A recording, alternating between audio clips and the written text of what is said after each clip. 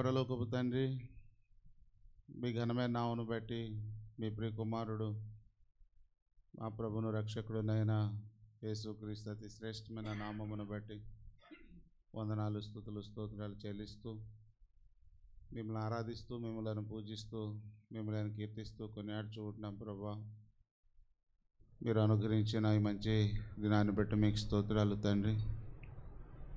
ఉదయమున నీ కృపతో మమ్మలను తృప్తిపరచుము, అప్పుడు మా దినములన్నీ ఉత్సహించి సంతోషించేది అని భక్తుడు చెప్పిన రీతిగా ఈ దినమంతా నీ కృపతో మమ్మలను తృప్తిపరుస్తూ మా దినమంతా కూడా ప్రభువా ఉత్సహించి సంతోషించటానికి మీరు చూపుతూ వచ్చిన కృపంతటిని బట్టి స్తోత్రాలు. ప్రతి దినము మా ఎడల మీకు పుడుచున్న నూతనమైన వాత్సల్యతను బట్టి మిమ్మల్ని స్తుతిస్తూ ఉన్నాం. మీ కరుణ కటాక్షములు మాకు కిరీటముగా ధరింపచేసినందుకు స్తోత్రాలు. మీ కృపాక్షేమములు మా వెంట ఉంచినందుకు స్తోత్రాలు. మమ్మలను కాపాడుటకై మీ కృపా సత్యంలో నియమించినందుకే మిమ్మల్ని ఘనపరుస్తూ ఉన్నాం. యెహోవా నిన్ను కాపాడువాడు, ఆయన నీ ప్రాణమును కాపాడును అని భూమి మీద మా ఆయుష్ను పొడిగించేంతవరకు మమ్మల్ని కాపాడిన దేవా మిమ్మల్ని స్తుతిస్తూ ఉన్నాం. ఉదయకాలం హోరేబులో మీరు సహాయపడ్డారు. తిరిగి రాత్రి కూడా వేటపాలెం సియోనులో నిబిడలంగా నీ సన్నిధిలో చేరరావడానికి కృపించినందుకు స్తోత్రాలు. సియోనులో నిబిడలంగా మేము గడిపే కొద్ది సమయం దీవెనకరంగా ఆశీర్వాదకరంగా మీరు చేయండి. మా పాటలు వాక్య ధ్యానం మీ నా మహిమార్థం ఉంచండి. ఈ స్థలాన్ని మమ్మల్ని మీ యొక్క కలువరిశిలో రక్త ప్రోక్షణ కిందకు తీసుకొస్తుండగా నూతనపరచండి. కనబడినటువంటి ప్రతి విధమైన శత్రు కార్యములని విశ్వాసం యేసుక్రీస్తు నామములో బంధిస్తున్నాం. పరలోకులు కూడా బంధించండి. మా పాటలు మా వాక్య ధ్యానము మీ నామ మహిమార్థం మీరు ఉంచండి. నీ ఏర్పాట్లోనని ప్రజలందరినీ కూడా మీరు సమకూర్చవలసి మనం చేస్తూ ఉంటున్నాం. కృపానుగ్రహించము. నీతి కొరకు ఆకలి దప్పులు గలవారు ధన్యులని వ్రాయబడి ఉంది కనుక ప్రభా, నీ కొరకై నీ వాక్యం కొరకైనటువంటి ఆకలి దప్పులు నీ బిడ్డలు కలిగిన వారే నీ సంధికి వచ్చుటకు సహాయం చేయండి. వారు బోధించబడి వేరే మార్గున వెళ్ళిరని రాయబడి ఉంది కనుక ఇక్కడికి వచ్చినటువంటి వారు నీ వాక్యం చేత బోధించబడినటువంటి వారై ప్రభువా మరొక మార్గంలో తిరిగి వెళ్ళుటకు మీరు సహాయం చేయవలసిందిగా మనం చేస్తుంటున్నాం. కృపనుగ్రహించము. ఇక కాలము బహు కొంచెముగా ఉన్నది, వచ్చుచున్నవాడు ఆలస్యం చేయక వచ్చునని వ్రాయబడి ఉంది. అయితే ఇటువంటి దినాల్లో ఎంతోమంది విశ్వాసుల యొక్క జీవితాలు, పరిశుద్ధుల యొక్క జీవితాలు చూచినప్పుడు విశ్వాస విషయమై వెనుకంజ వేసినటువంటి వారుగా ఉన్నారు. ఎంతోమంది నాగటి మీద చెయ్యి పెట్టి వెనుక తట్టు చూచినటువంటి వారుగా ఉన్నారు కనుక ప్రభా, విశ్వాసం కోల్పోయినటువంటి వారుగా ఉన్నారు, విశ్వాసం లేనటువంటి వారుగా ఉన్నారు కనుక ఇటువంటి దినాల్లో ప్రభా నీ బిడలమైనటువంటి మేము నీవు మరలా మమ్మను బ్రతికింపవాని వ్రాయబడిన మాటను జ్ఞాపకం చేసుకుంటున్నాం. ఆయన మరలా కపెర్నహూముకు వచ్చెననే మాట మేము జ్ఞాపకం చేసుకుంటున్నాం. మరలా మీరు మమ్మలను దర్శించే దేవుడవు, మమ్మలను మరలా కట్టేటువంటి దేవుడవు, మరలా మా పూర్వస్థితి మాకు అనుగ్రహించేటువంటి దేవుడవు కనుక ప్రభా, ఈ రాత్రి నీ బిడలమైనటువంటి మేము ఎక్కడ ఆత్మీయ జీవితంలో బలహీనంగా ఉన్నామో, ఆత్మీయ జీవితంలో నిస్సహాయ స్థితిలో ఉన్నామో, పడిపోయినటువంటి స్థితిని కూడా గ్రహించినటువంటి స్థితిలో ఉన్నామో, మీరు పేరుకు మాత్రమే జీవించుచున్నారు, జీవించుచున్నావన్న పేరు మాత్రం ఉన్నది కానీ నీవు మృతుడవని వ్రాయబడిన ప్రకారం ఆత్మీయ జీవితంలో ఎక్కడ ఇటువంటి స్థితిలో మేము ఉన్నామో, పైకి నేను ధనవంతుడను, ధనవృద్ధి చేసుకున్నాను, నాకేమీ కొదువు లేదని చెప్పుకున్నటువంటి ఆ సంఘమును గురించి, లౌకిక సంఘం గురించి నీవు దౌర్భాగ్యుడవు, దిక్కుమాలిన వాడవు, గుడ్డి వాడవు, దిగంబడవై ఉన్నావని ఎరగకని రాయబడి ఉంది కనుక ఆత్మీయ జీవితంలో ప్రభా ఎక్కడ ఎరగక నష్టపోతున్నామో నీ వాక్యం ద్వారా ప్రభా మీరు మాతో మాట్లాడి మీరే మహిమ పొందండి. వారిలో అనేకులు ఆయనకు ఇష్టలుగా ఉండకపోయిరి, అందుకే వారు అరణ్యంలో సంహరింపబడ్డారు, రాలిపోయారు కనుక ప్రభా ఈ ఆత్మీయ జీవితంలో ఎక్కడ నీకు ఇష్టముగా మేము జీవించలేకపోతున్నామో, ఏ ఏ భాగాల్లో నీ వాక్యం ద్వారా మీరు మాతో మాట్లాడండి. రక్షణ లేని వారు రక్షించబడుదురుగాక. మరి ముఖ్యంగా రక్షించబడినటువంటి మేము ఈ ఆఖరి దినాల్లో మా ఆత్మీయ జీవితాన్ని బహు జాగ్రత్తగా పరిశీలించుకొని సరిచేసుకొని కట్టుకుందాము గాక. ఆ విధంగా మీ దాసుని కూడా ప్రభా నిన్నటి దినం ఈ దినం మా మధ్య మీరు వాడుకుంటూ వచ్చారు. ఈ రాత్రి కూడికలో కూడా తండ్రి మీ అభిషేకం నూతనంగా మీ దాసుని మీద ఉంచి మాకు కావాల్సిన మీ మాటలు మీరు అనుగ్రహించి మీరే మహిమ పొందండి. ఎవరు కూడా ఏ కారణం చేత నీ సన్నిధికి వెనుకంజ వేయకుండా ప్రభా నీ సన్నిధికి వచ్చి నీ వాక్యమైన ఆత్మీయ మేలు పొందుటకు సహాయం చేయండి. ఇర్మియా 15:16 నీ వాక్యము నాకు దొరకగా నేను దాన్ని భుజించి తిని అది నా హృదయమునకు ఆనందమును సంతోషము కలుగజేసిన రాయబడి ఉంది. కనుక ప్రభా నీ బిడ్డలు నీ సన్నిధికి వచ్చి నీ వాక్యమైన ఆత్మీయ మేలు పొందులాగా మీరు సహాయం చేయం. వారికి ఉన్న ఇరుకులు, ఇబ్బందులు, ఆటంకాలు, పరిస్థితులు, ప్రభావాల నుంచి తప్పించబడిన వారే నీ కొరకు కొనసాడు సహాయం చేయం. స్థానిక సంఘాన్ని మీరు దీవించము. ఓరే అక్కాయపాలెం వైపు నుంచి కొన్ని బిడ్డలు సమకూర్చము. వందనాలు స్తోత్రాలు చెల్లిస్తూ వారి ప్రయాణంలో కావాల్సిన భద్రత మీరు అనుగ్రహించమని, మా పాటలు మా వాక్య ధ్యానం బహు ఆశీర్వాదకరంగా మార్చమని యేసుక్రీస్తు నామమున ప్రార్థించి వేడుకొంచున్నాం తండ్రి. ఆమెన్.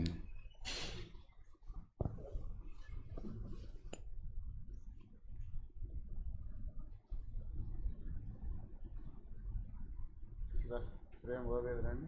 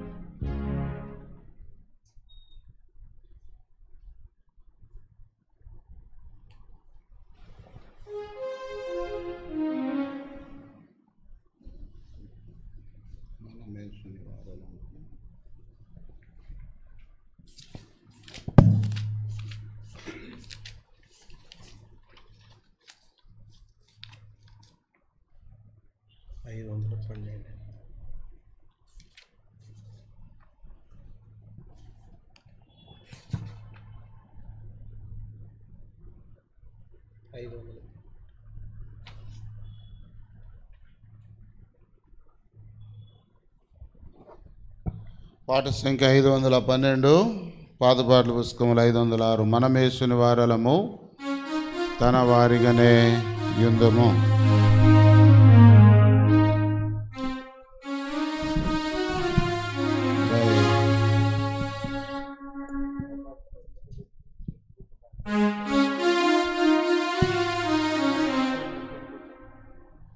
కూర్చోకటేసుకో.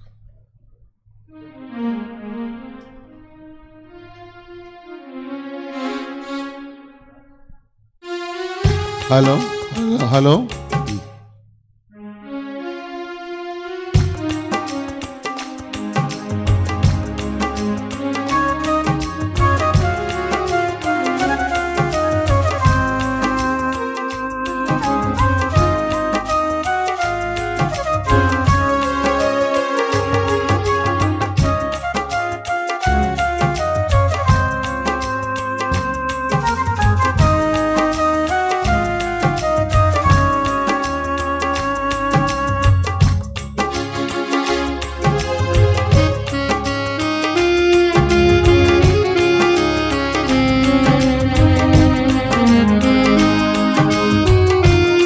హలో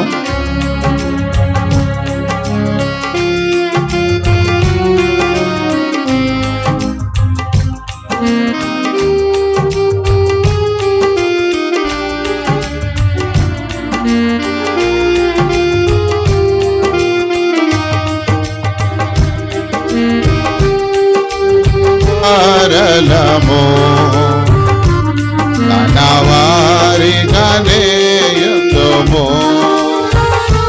మనమేసుని వారలము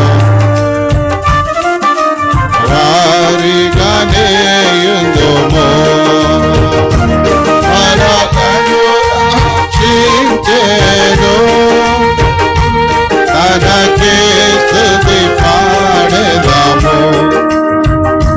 మనలను రక్షించెను, తనకే స్తుతి పాడెదము.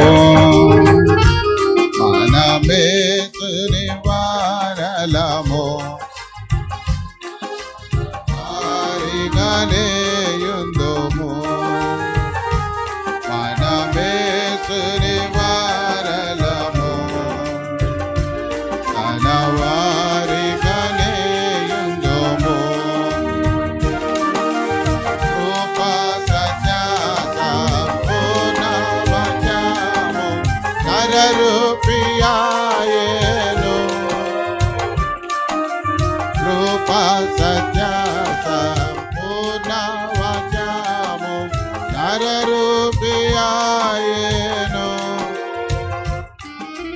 కనుగొంటిమి తండ్రి మహిమను జనితైక కుమారునిలో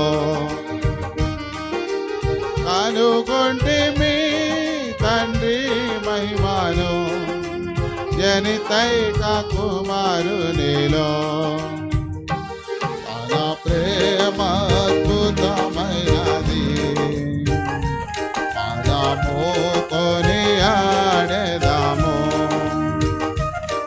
నా ప్రేమ అద్భుతమైనది మనము కొనియాడెదము మనమేసుని వారలము తన వారిగానే యుందుము మనమేసుని వారలము తన వారిగానే యుందుము వారు ఆయన తట్టు చూడగా వారి వారు ఆయన తట్టు చూడగా వెలుగు కలిగేను కనులను తారి వెలిగించెను తన వాక్యము ద్వారానే మనలను తారి వెలిగించెను తన వాక్యము ద్వారానే ప్రభువు తముడని ఎరిగి తనకే స్తుతి పాడెదము ప్రభువు తముడని ఎరిగి తనకే స్తుతి పాడెదము మనమేసుని వారలము తన వారిగానే యుందుము మనమేసుని వారలము వారిగానే యుందుము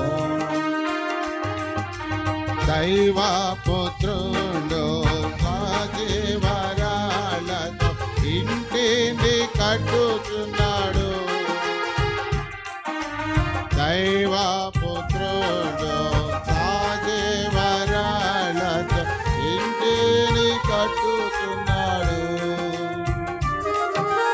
దేవుని తేజమురాగా మహిమతో నిండే గృహము దేవుని తేజమురాగా మహిమతో నిండే గృహము ఆయన మందిరములో నా మహిమను పాడెదము ఆయన మందిరములో ఆయన మహిమను పాడెదము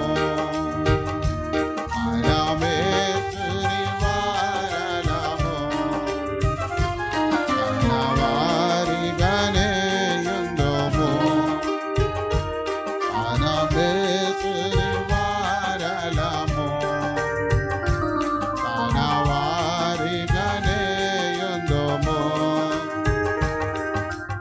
ఎందరిని ప్రభు ముందు ఎరిగెను వారిని నిర్ణయించెను ఎందరిని ప్రభు ముందు ఎరిగెను వారిని నిర్ణయించెను పిలచి నీతిగా తీర్చి మహిమ పరచెను పిలచి నీతిగా తీర్చి మహిమ పరచెను తనయుని రూపమిచ్చే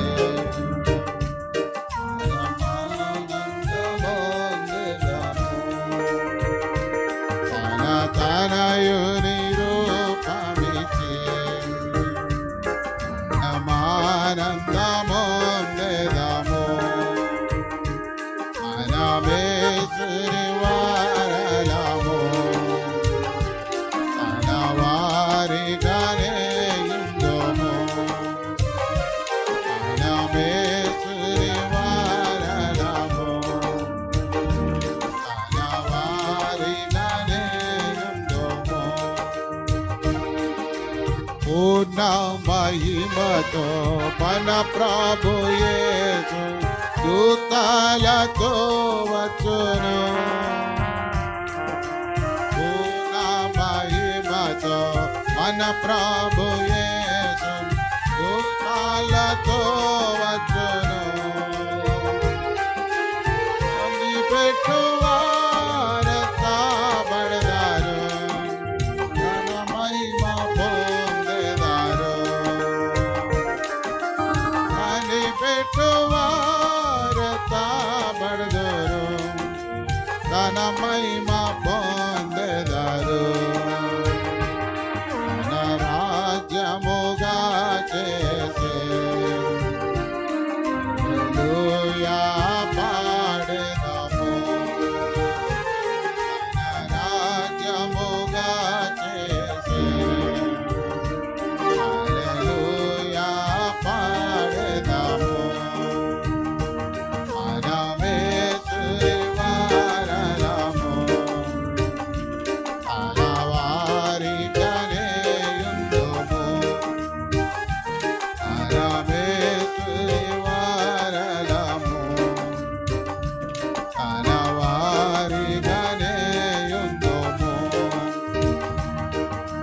మహిమా నివసించు మహిమా రాజ్యము మహిమాతో నిండియుండును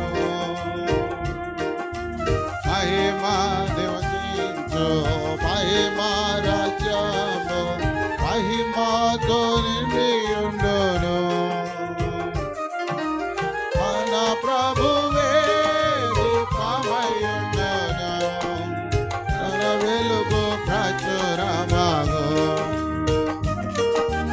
మన ప్రభువే దీపమయుండును తన వెలుగు ప్రచురమగు యుగములు పరమంతా యేసుతో నుండెదము యుగములు మనమంతా యేసుతో నుండెదము మనమేసుని వారలము తన వారిగానే యుందుము మనమేసుని వారలము తన వారిగానే యుందుము మనలను రక్షించెను తనకే స్తుతి పాడెదము మనలను రక్షించెను తనకే స్తుతి పాడెదము మనమేసుని వారలము తన వారిగానే యుందుము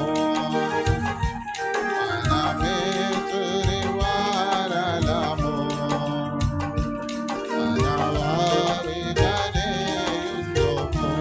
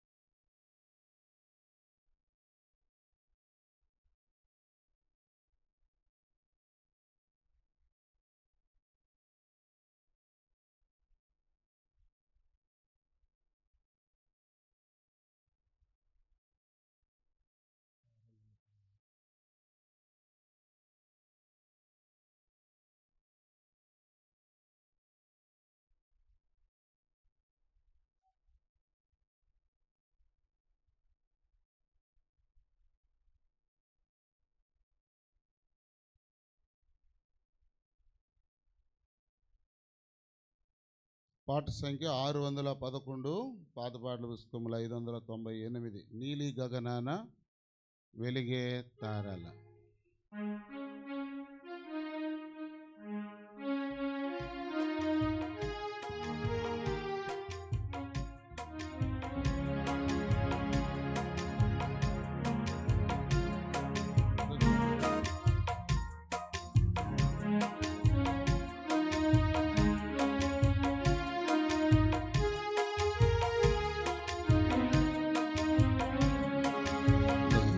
గగనాన వెలిగే తారాల లోకాన వెలుగుదాం. మధుర స్వరంపు పక్షుల బోలి యేసునాకే స్తుతి పాడేదాం. మధుర స్వరంపు పక్షుల బోలి యేసునాకే స్తుతి పాడేదాం.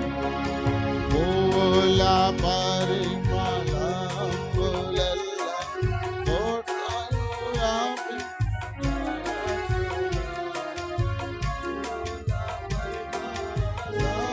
పూలెల్ల తోటలు వ్యాపించునట్లుగా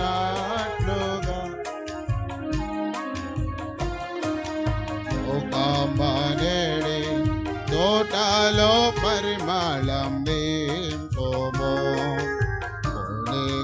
తోడా లోకమనేడి తోటలో పరిమళం నింపుము. నీలి గగనాన వెలిగే తారల లోకాన వెలుగుదాం. మధుర స్వరంపు పక్షుల బోలి యేసునాకే స్తుతి పాడుదాం. స్వరంపు పక్షుల బోలి యేసునాకే స్తుతి పాడుదాం. సూర్యచంద్రులు ప్రకాశమివ్వ అంధకారము మాయమౌ. సూర్యచంద్రులు ప్రకాశమివ్వ అంధకారము మాయమౌ. జీవిత తేజంబు వెల్వ పాపాంధకారము పోవును. జీవిత తేజంబు వెల్గన్ పాపాంధకారము పోవును. నీలి గగనాన వెలిగే తారాల లోకాన వెలుగుదాం. స్వరంపు పక్షుల బోలి యేసునాకే స్తుతి పాడుదాం. మధుర స్వరంపు పక్షుల బోలి యేసునాకే స్తుతి పాడుదాం. దీపమున తైలమున్నంత కాలం దీపమునందున్న భక్తి బంధున్. దీపమున తైలమున్నంత కాలం దీపమునందున్న భక్తి బంధున్. పృథివీలోన జీవించు కాలం వ్యాపింపచేయుము యేసు నామం. పృథివీలోన జీవించు కాలం వ్యాపింపచేయుము యేసు నామం. గగనాన వెలిగే తారాల లోకాన వెలుగుదాం.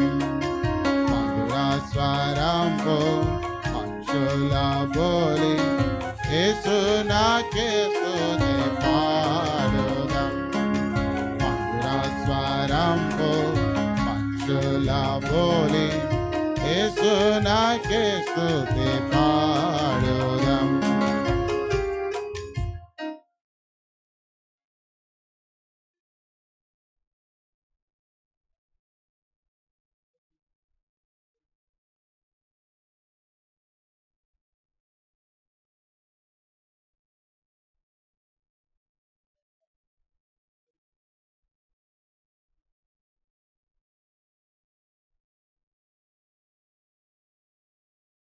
షీట్ తీయండి, పాట పాడదాము. ఎవరికైనా లేవా షీట్లు? షీట్లు లేని వాళ్ళు ఎవరు ఉన్నారా? పక్కన వాళ్ళు చూడటమే. మీరు ఉన్నాయా? పక్కన ఉన్నాయా? చూడండి, ఉందా? ఇంకెవరికైనా షీట్లు అసలు తీసుకోవాలని ఎవరున్నారా? చేతులు ఎత్తని, మీకు పేపర్ ఇస్తాం.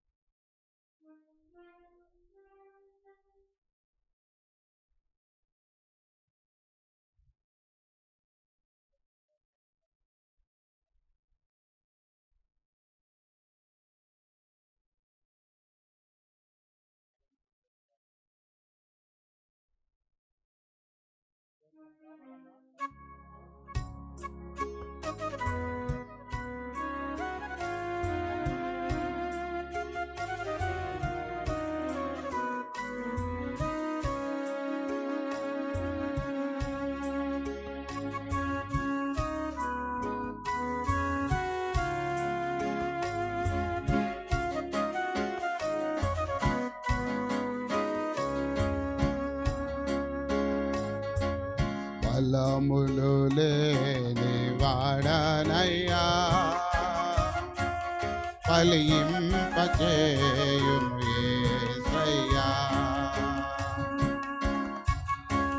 లేని వాడనయ్యా,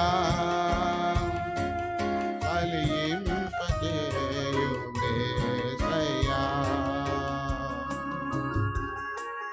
దినదినము నన్ను ఎదిగింపచేసి ఫలింపచేయుమయ్యా, నీలో నన్ను కాయుమయ్యా. దినదినము నన్ను ఎదిగింపచేసి చేయుమయ్యా, నీలో నన్ను కాయుమయ్యా. ఫలములు లేని వాడనయ్యా, ఫలింపచేయుమేసయ్యా. ఫలములు లేని వాడనయ్యా,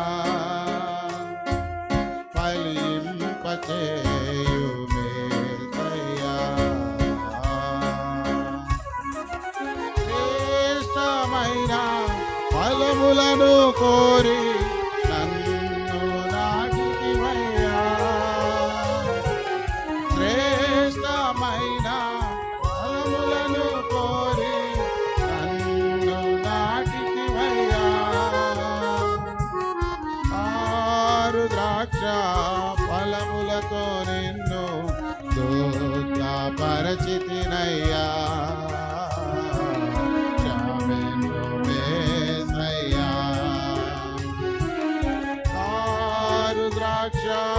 ఫలములతో నిన్ను దూతపరచితినయ్యా, క్షమించుమేసయ్యా. ఫలములు లేని వాడనయ్యా, ఫలింపచేయుము యేసయ్యా. ఫలములు లేని వాడనయ్యా, ఫలింపచేయుమేసయ్యా. మారు మనసుకు తగిన ఫలము ఫలింపకపోతినయ్యా, మారు మనసుకు తగిన ఫలము ఫలింపచేసినయ్యా. హరిచేసి నన్ను అందుకటి ఫలింపచేయుమయ్యా, నీలో ఫలింపచేయుమయ్యా. హరిచేసి నన్ను అందుకటి ఫలింపచేయుమయ్యా, ఫలింపచేయుమయ్యా.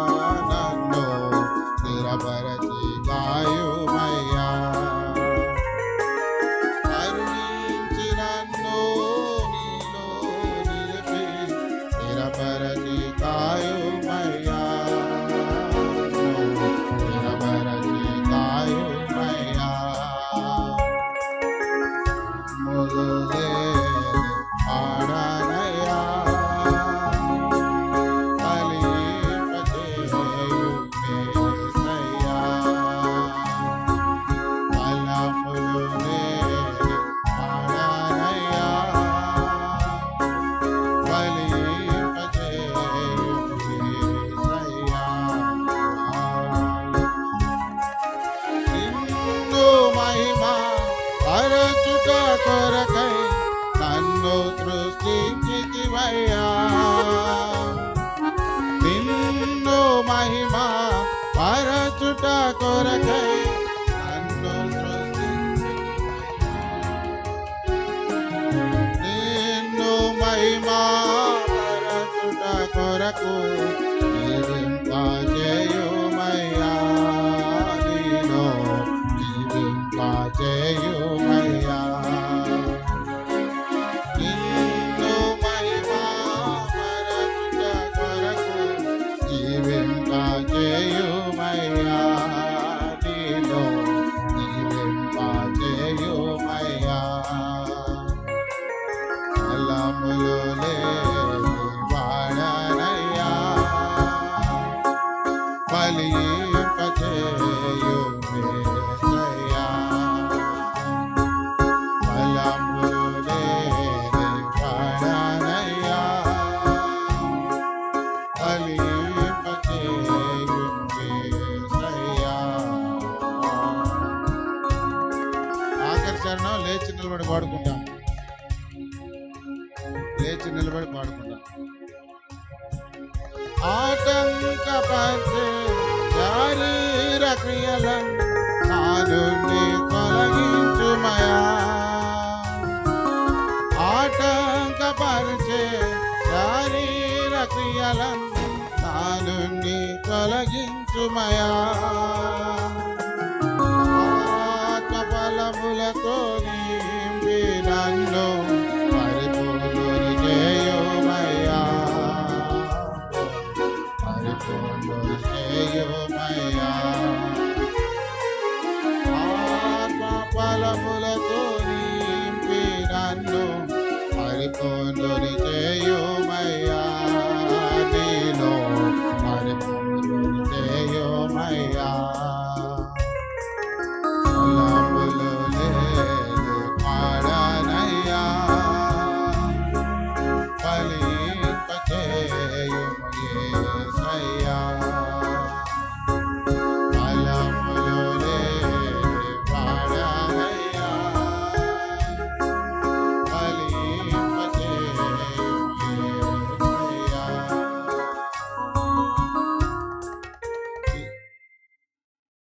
కూర్చోండి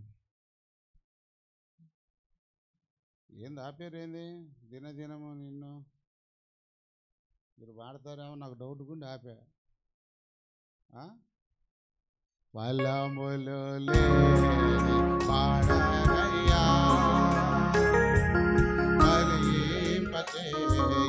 ఫలింపజేయుమేసయ్యా ఫలములు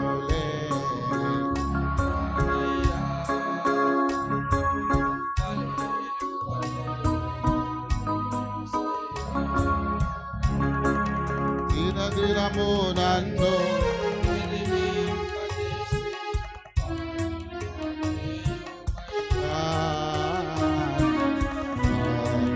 కాయుమయ్యా దినదినము నన్ను ఎదిగింపచేసి ఫలింపజేయుమయ్యా నీలో కాయుమయ్యా ఫలములు లేని వాడనయ్యా ఫలింపజేయుమేసయ్యా ఫలములు లేని వాడనయ్యా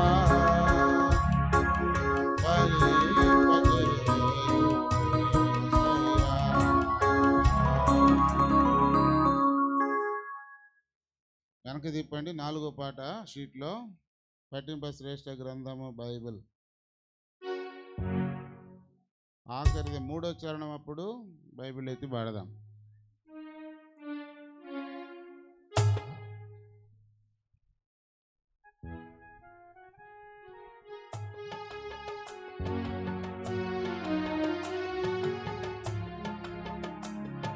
పఠింప శ్రేష్ఠ గ్రంథము బైబిల్ పఠింప శ్రేష్ఠ గ్రంథము బైబిల్ అనుదినం పఠించిన ప్రేమ తోడ నడుపును ఓ పఠింప శ్రేష్ఠ గ్రంథము బైబిల్ స్నేహింప శ్రేష్ఠ మిత్రుడేసు క్రీస్తు, స్నేహింప శ్రేష్ఠ మిత్రుడేసు క్రీస్తు. పిలువగానే పలుకులు, పడిన తరిని లేపులు, ఓ స్నేహింప శ్రేష్ఠ మిత్రుడేసు క్రీస్తు. జయాను శ్రేష్ఠ కార్యము ప్రార్థన, జయాను శ్రేష్ఠ కార్యము ప్రార్థన. సరిగా బదులు దొరకదు, ఓ జయాను శ్రేష్ఠ కార్యము ప్రార్థన. జయాను శ్రేష్ఠ పని దైవ సేవయే, జయాను శ్రేష్ఠ దైవ యేసును చాటించుము, ఆయనతో సాగుచు, ఓ జయాను శ్రేష్ఠ పని దైవ సేవయే. పఠింప శ్రేష్ఠ గ్రంథము బైబిల్, పఠింప శ్రేష్ఠ గ్రంథము బైబిల్. అనుదినం పఠించిన ప్రేమ తోడ నడుపును, ఓ పఠింప శ్రేష్ఠ గ్రంథము బైబిల్. దేవుని యొక్క వాక్యాన్ని విందాము. బ్రదర్స్, ఇటు వాకిలు ఎదురు జరుపుకోండి, ఇటు బండ్ల మీదకి. సైమన్ బదా బ్రదర్స్ కొంచెం ఎదురు కనబడేటట్టు కూర్చోబెట్టండి. బయట కుర్చీల వాళ్ళు చాటుగా ఉండకుండా అందరు ఎదురుగా కనబడేటట్టు కూర్చోండి. ఇంకా అక్కడ నడిచేది ఏం లేదు కదా, ఎదురుగా వేసుకోండి, యువతలు జరుపుకోండి కూర్చో.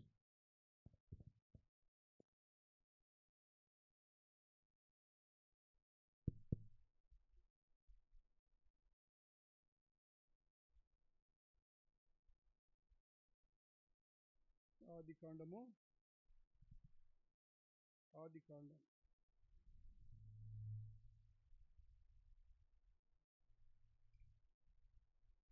26 అధ్యాయము. జెనసిస్ ఆదికాండం 20 అధ్యాయము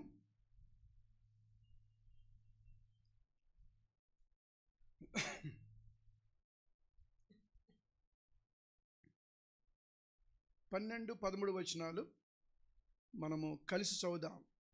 ఆదికాండం 26 12వ వచనము 13వ వచనము మనము కలిసి చదువుకుందాం. ఇస్సాకు ఆ దేశమందున్నవాడై విత్తనం వేసి ఆ సంవత్సరం 100 ఫలము పొందెను. యెహోవా అతన్ని ఆశీర్వదించెను గనుక ఆ మనుషుడు మిక్కిలి గొప్పవాడాయను. అతడు మిక్కిలి గొప్పవాడు వరకు క్రమక్రమంగా ఈ వాక్యాన్ని దేవుడు దీవించి ఈ సాయంత్రం దేవుని సన్నిధిలో, దేవుని కృపలో, దేవుని దయలో మనం పాడినట్లుగా ఫలించాలని పాట రాసిన దేవుని సేవకుడు, ఆయన ఈ మధ్యనే పాట రాశాడు. ఆయన దేవుని దగ్గరికి వెళ్ళిపోయినాడు ఈ మధ్యనే. సో ఆయన చక్కటి పాట రాశాడు. మనకి ఎంతో పాటే గొప్ప వర్తమానంగా మన ఎదుట ఉంది. ఈ వాక్యాన్ని దేవుడు దీవించి మనతో మాట్లాడినట్లు మనం చిన్న ప్రార్థన చేస్తాం.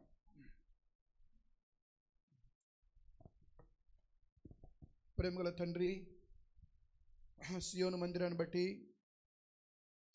ఈ మందిర ఆవరణను బట్టి, ఇక్కడికి వచ్చిన పరిశుద్ధులైన మీ బిడ్డలను బట్టి, పిల్లలు, యవ్వనస్తులు, వయసులో ఎక్కువ ఉన్నవారు, సమాజం అంతను బట్టి వందనాలు.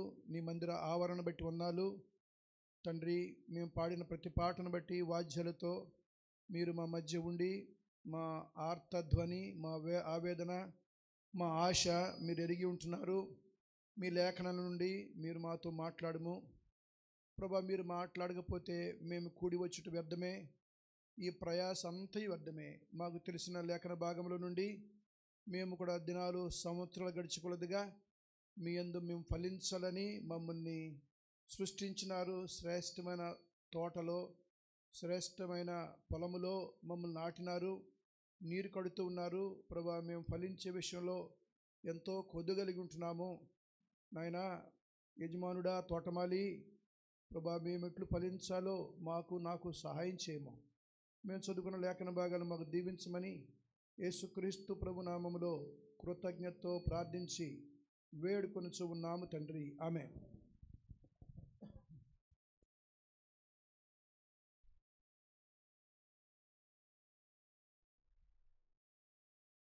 పత్రిక 5:22 ఆత్మ ఫలములని అందులో 9 ఉన్నాయి.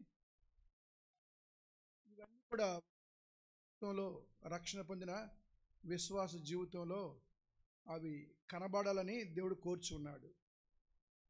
రక్షణ పడటం గొప్ప సంగతి కాదు, అది దేవుని ఉచితమైన కృపావరమే. దినాలు గడిచకొలదిగా, సంవత్సరాలు గడిచకొలదిగా మనము ఫలించాలని, అధికంగా ఫలించాలని, బహుగా ఫలించాలని దేవుడు మన గురించి కోరుతున్నాడు. కనుక దేవుడు మనల్ని రక్షించి దేవుని మందిరంలో నాటి, శ్రేష్టమైన ఫలవంతమైన భూమిలో నాటి, అంటే నీరు గట్టి సేవకులు, సంఘము, ఈ సహవాసం వీటన్నిటిలో దేవుడు మనకు అత్యధికమైన కృప ఇచ్చాడు. మన మీద ఎంతో పెట్టుబడి పెట్టాడు. ఇటువంటి ప్రణాళిక, ఇటువంటి మరి ఇవన్నీ దేవుడు మనకు అనుగ్రహించాడు. మనం ఎంతో ధన్యులుగా ఉన్నాం. ఇక్కడ అబ్రహాము కుమారుడైన ఇస్సాకు ఆయన ఎట్లాగా ఫలించాడో మనము చూసినాం. ఇస్సాకు తండ్రి అబ్రహాము కూడా ఆయన విశ్వాసంలో, ప్రేమలో, మంచితనములో, ఈ ఆత్మఫలముల్లో ఉన్న 9 ఈ దైవజనుల్లో ముఖ్యంగా మనం చూస్తూ ఉన్నాం. ముఖ్యంగా అబ్రహాములో ఆయన విశ్వాసులకు తండ్రి, విశ్వాస వీరుడు, దేవుని మీద ఆధారపడినవాడు, దేవుడు మాట అంటేనే చివరిగా ఆయన తీసుకున్నాడు. అబ్రహాము యొక్క విశ్వాసాన్ని తన కుమారుడైన ఇస్సాకు చూశాడు. ఇస్సాకు కూడా విశ్వాసంలో వృద్ధి పొందినాడు. దినాలు గడిచికొలదిగా మన పితరులు, తల్లిదండ్రులేమి, మన పితరులేమి, దైవజనులు, మన ముందు నడిచిన వారు, మనకంటే ముందుగా దేవుని సేవించిన వారు, వారి విశ్వాసములో యొక్క అడుగుల్లో మనం నడవాలి. ఇంగ్లీష్లో ఒక మాట ఉంది, we have to get in to there shoes. వాళ్ళ అడుగుల్లో మనం అడుగు వేయాలి. మనకంటే ముందు పితరులు వారి పరిచర్య చేసుకుని, వారి పరిచర్య ధర్మం జరిగించుకుని ముగించుకుని వాళ్ళు వెళ్ళిపోయినారు. ఇప్పుడు మన సమయం, ఇది మన వంతు, మన అవకాశం. మనము విశ్వాస జీవితంలో విజయవంతంగా జీవించి మన తర్వాత తరానికి, మన పిల్లలకు కానీ, మన సంఘానికి కానీ, మన తర్వాత తరానికి ఆదర్శంగా, ఒక మాదిరిగా మనము జీవించబద్దులమై ఉంటున్నాం. ప్రభు యొక్క రాక ఆలస్యమైతే ఈ యొక్క విశ్వాసాన్ని, ఈ యొక్క సాక్ష్యాన్ని మనము తర్వాత తరానికి అందించాలి. దానికి కొన్ని ఆత్మీయమైన నియమాలు ఇస్సాకు జీవితంలో 26వ అధ్యాయంలో 4 నియమాలు ఉన్నాయి. అయితే ఇప్పుడు మనం పాడినట్లుగా చాలా ప్రాముఖ్యమైన ఈ మాటలు, ఆ యొక్క చూను, రాగము, అదెంతో హృదయానికి తాకిడి చేసేదిగా ఉంది. ఫలింపచేయుమయ్యా, నేను ఫలించలేదు, కారు ద్రాక్షాలు కాస్తూ వచ్చినాను. మరి కారు ద్రాక్షాలు యజమాని, తోట యజమాని ఆ చెట్టు దగ్గరికి వెళ్ళినప్పుడు చెట్టు నిండా ఆకులు ఉన్నాయి, కాయలు కూడా ఉన్నాయి. అవి కారు ద్రాక్ష, అవి రుచికరమైనవి కాదు, చేదువో వగరవో తినటానికి అనుకూలంగా లేనివి. కారు ద్రాక్షాలు కాసినట్లు అనేకులు ఉంటున్నాం. అయితే మంచి ద్రాక్షాలు కాయటానికి ఏంటి ఆత్మీయ నియమాలేంటి? సో ఇప్పుడు మనం చదివినాము ఆదికాండం 26వ అధ్యాయంలో ఇస్సాకు అంటే ఏంటి? పేరుకి అర్థం ఏంటి? నవ్వు. ఇస్సాకు అంటే నవ్వు. ఎప్పుడు నవ్వుతాం మనము? సంతోషం కలిగినప్పుడు. కానీ ఒక్కోసారి హేళన కూడా నవ్వుతారు కదా. కానీ ఎక్కువగా సంతోషం కలిగినప్పుడు నవ్వుతుంటాం. అసలు నవ్వు మంచిగా ఆరోగ్యమట. నవ్వు మనుషులకు ఆరోగ్యం. ప్రతిరోజు ప్రతి వ్యక్తి కూడా కనీసం 10 నిమిషాలు నవ్వాలంట. ఊరికనే పెదాలు ఇలాగా నవ్వినట్టు చేయటం కాకుండా 10 నిమిషాలు గట్టిగా నవ్వుకుంటే మంచి ఆరోగ్యం అంట. మాకు హైదరాబాద్ దగ్గర హెబ్రోన్లో మేము ఉంటాము. అక్కడ ఒక పార్క్ ఉంది. ఆ పార్క్ పేరు ఇందిరా పార్క్. అప్పుడప్పుడు నేను ఉదయకాలం నడవటానికి వెళ్తుండేవాడిని. ఒక 20-30 మంది ఓల్డ్ పీపుల్ గుంపుగా కూడి గట్టిగా ఆహా ఆహా. ఫస్ట్ టైం నేను చూసినప్పుడు ఏంటి ఇలా పిచ్చోళ్ళు అనిపించింది నాకు. ఇక నవ్వుతూనే 5-6 నిమిషాలు 10 నిమిషాలు నవ్వుతూనే ఉన్నారు. అదేంటంటే లాఫింగ్ క్లబ్. ఏం క్లబ్? నవ్వేవారి క్లబ్. అట్లా నవ్వటం వలన ఆరోగ్యం. ఎట్లా ఆరోగ్యం అంటే ముఖానికి రక్త ప్రసారణ, గుండెకు రక్త ప్రసారణ, ముఖమునకు తేట, తర్వాత రక్త ప్రసరణ, ఇంకా లంగ్స్కి ఆక్సిజన్ వెళుతుంది. ఎన్నో చెప్తుంటారు. మనం కూడా అలా చేస్తే మంచిదే, కానీ టైం ఉండాలి. కానీ ఈ డాక్టర్ చెప్పే ఈ సూచనలు కొన్ని మంచివే. ఎందుకు చెవుడు వస్తుందో తెలుసా మీకు? ఎందుకు వస్తుంది చెవుడు? ఎందుకు వస్తుంది? కొంతమందికి 40 ఏళ్ళకి, కొంతమంది 50 ఏళ్ళకి, కొంతమంది 70 ఏళ్ళకి, కొంతమంది చెవుడే రాదు. డాక్టర్స్ ఏమంటారంటే ఈ ముఖ భాగానికి కనుక ఎక్సర్సైజ్ ఉంటే, అంటే ఈ ప్రాంతానికి, ముఖానికి చెవు ప్రాంతానికి కదలికలు, ఈ కండరాలకి కదలికలు ఉంటే అవి సంకోచించి వ్యాపించి రక్త ప్రసరణ జరిగి అప్పుడు అవన్నీ చెవులు పనిచేస్తాయి. ఎవరికైతే ఈ ముఖానికి చెవులకి రక్త ప్రసరణ ఉండదో వారికి త్వరగా చెవుడు వస్తుంది. ఎవరికైనా చెవుడు రావటం ఇష్టమేనా? మంచిది కాదు కదా. కొంతమంది చిన్న వయసులో 50-60 ఏళ్ళకే చెవుడు వస్తుంది, వినపడదు. కారణం ఏంటంటే బహుశా ఈ నవ్వుతూ ఉంటే, లేక ఈ ముఖానికి చెవుల వైపున రక్త ప్రసరణ, అక్కడున్న ఈ యొక్క మన శరీరానికి నరాలకి వ్యాకోచం అంటే అవి ఇలా సాగుతూ ఉంటూ రిలీజ్ చేస్తూ ఉంటే వాటికి ఎక్సర్సైజ్ ఉండి అవి సరిగా పనిచేస్తాయి. అప్పుడు త్వరగా చెవుడు రాదు, అసలు రాదు కూడా. ఏదేమైనా వృద్ధాప్యంలో కొన్ని వ్యాధులు వస్తాయి. అందులో ఒకటి చెవుడు.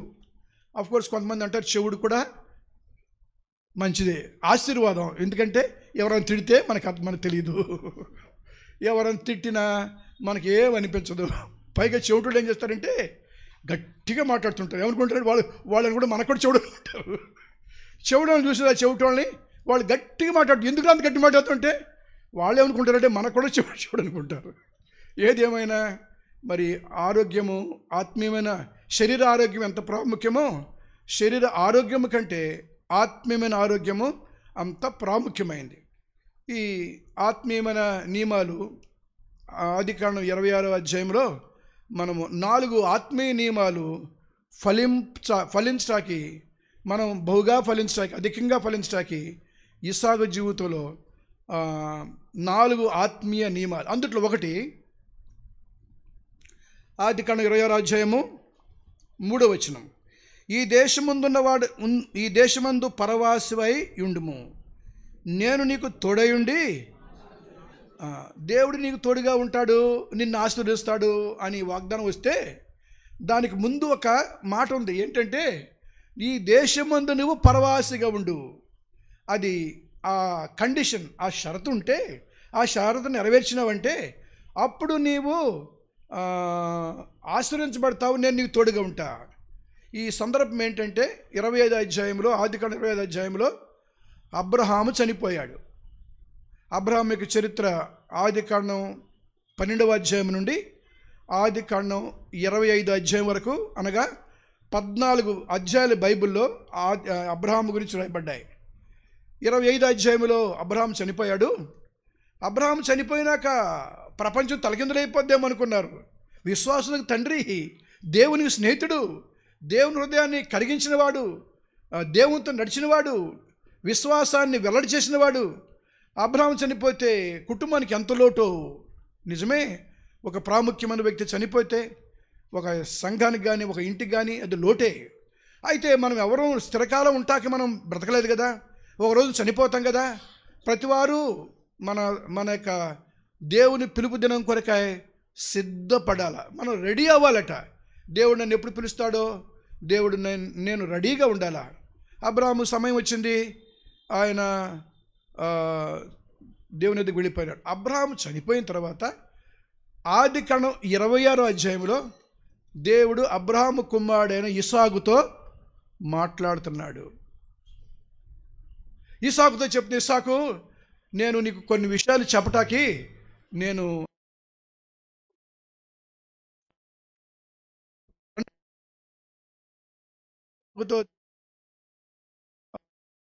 సలహాలు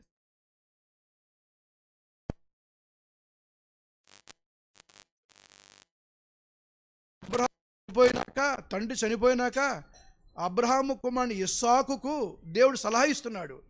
మనం చనిపోయిన తర్వాత కూడా మన పిల్లలతో దేవుడు మాట్లాడి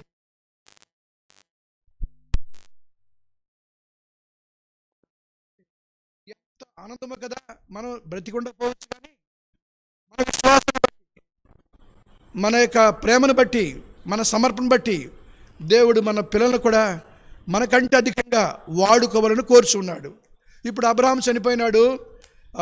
అబ్రహాము కుమారుని ఇస్సాకుతో ఆయన మాట్లాడుతున్నాడు ఏమంటే,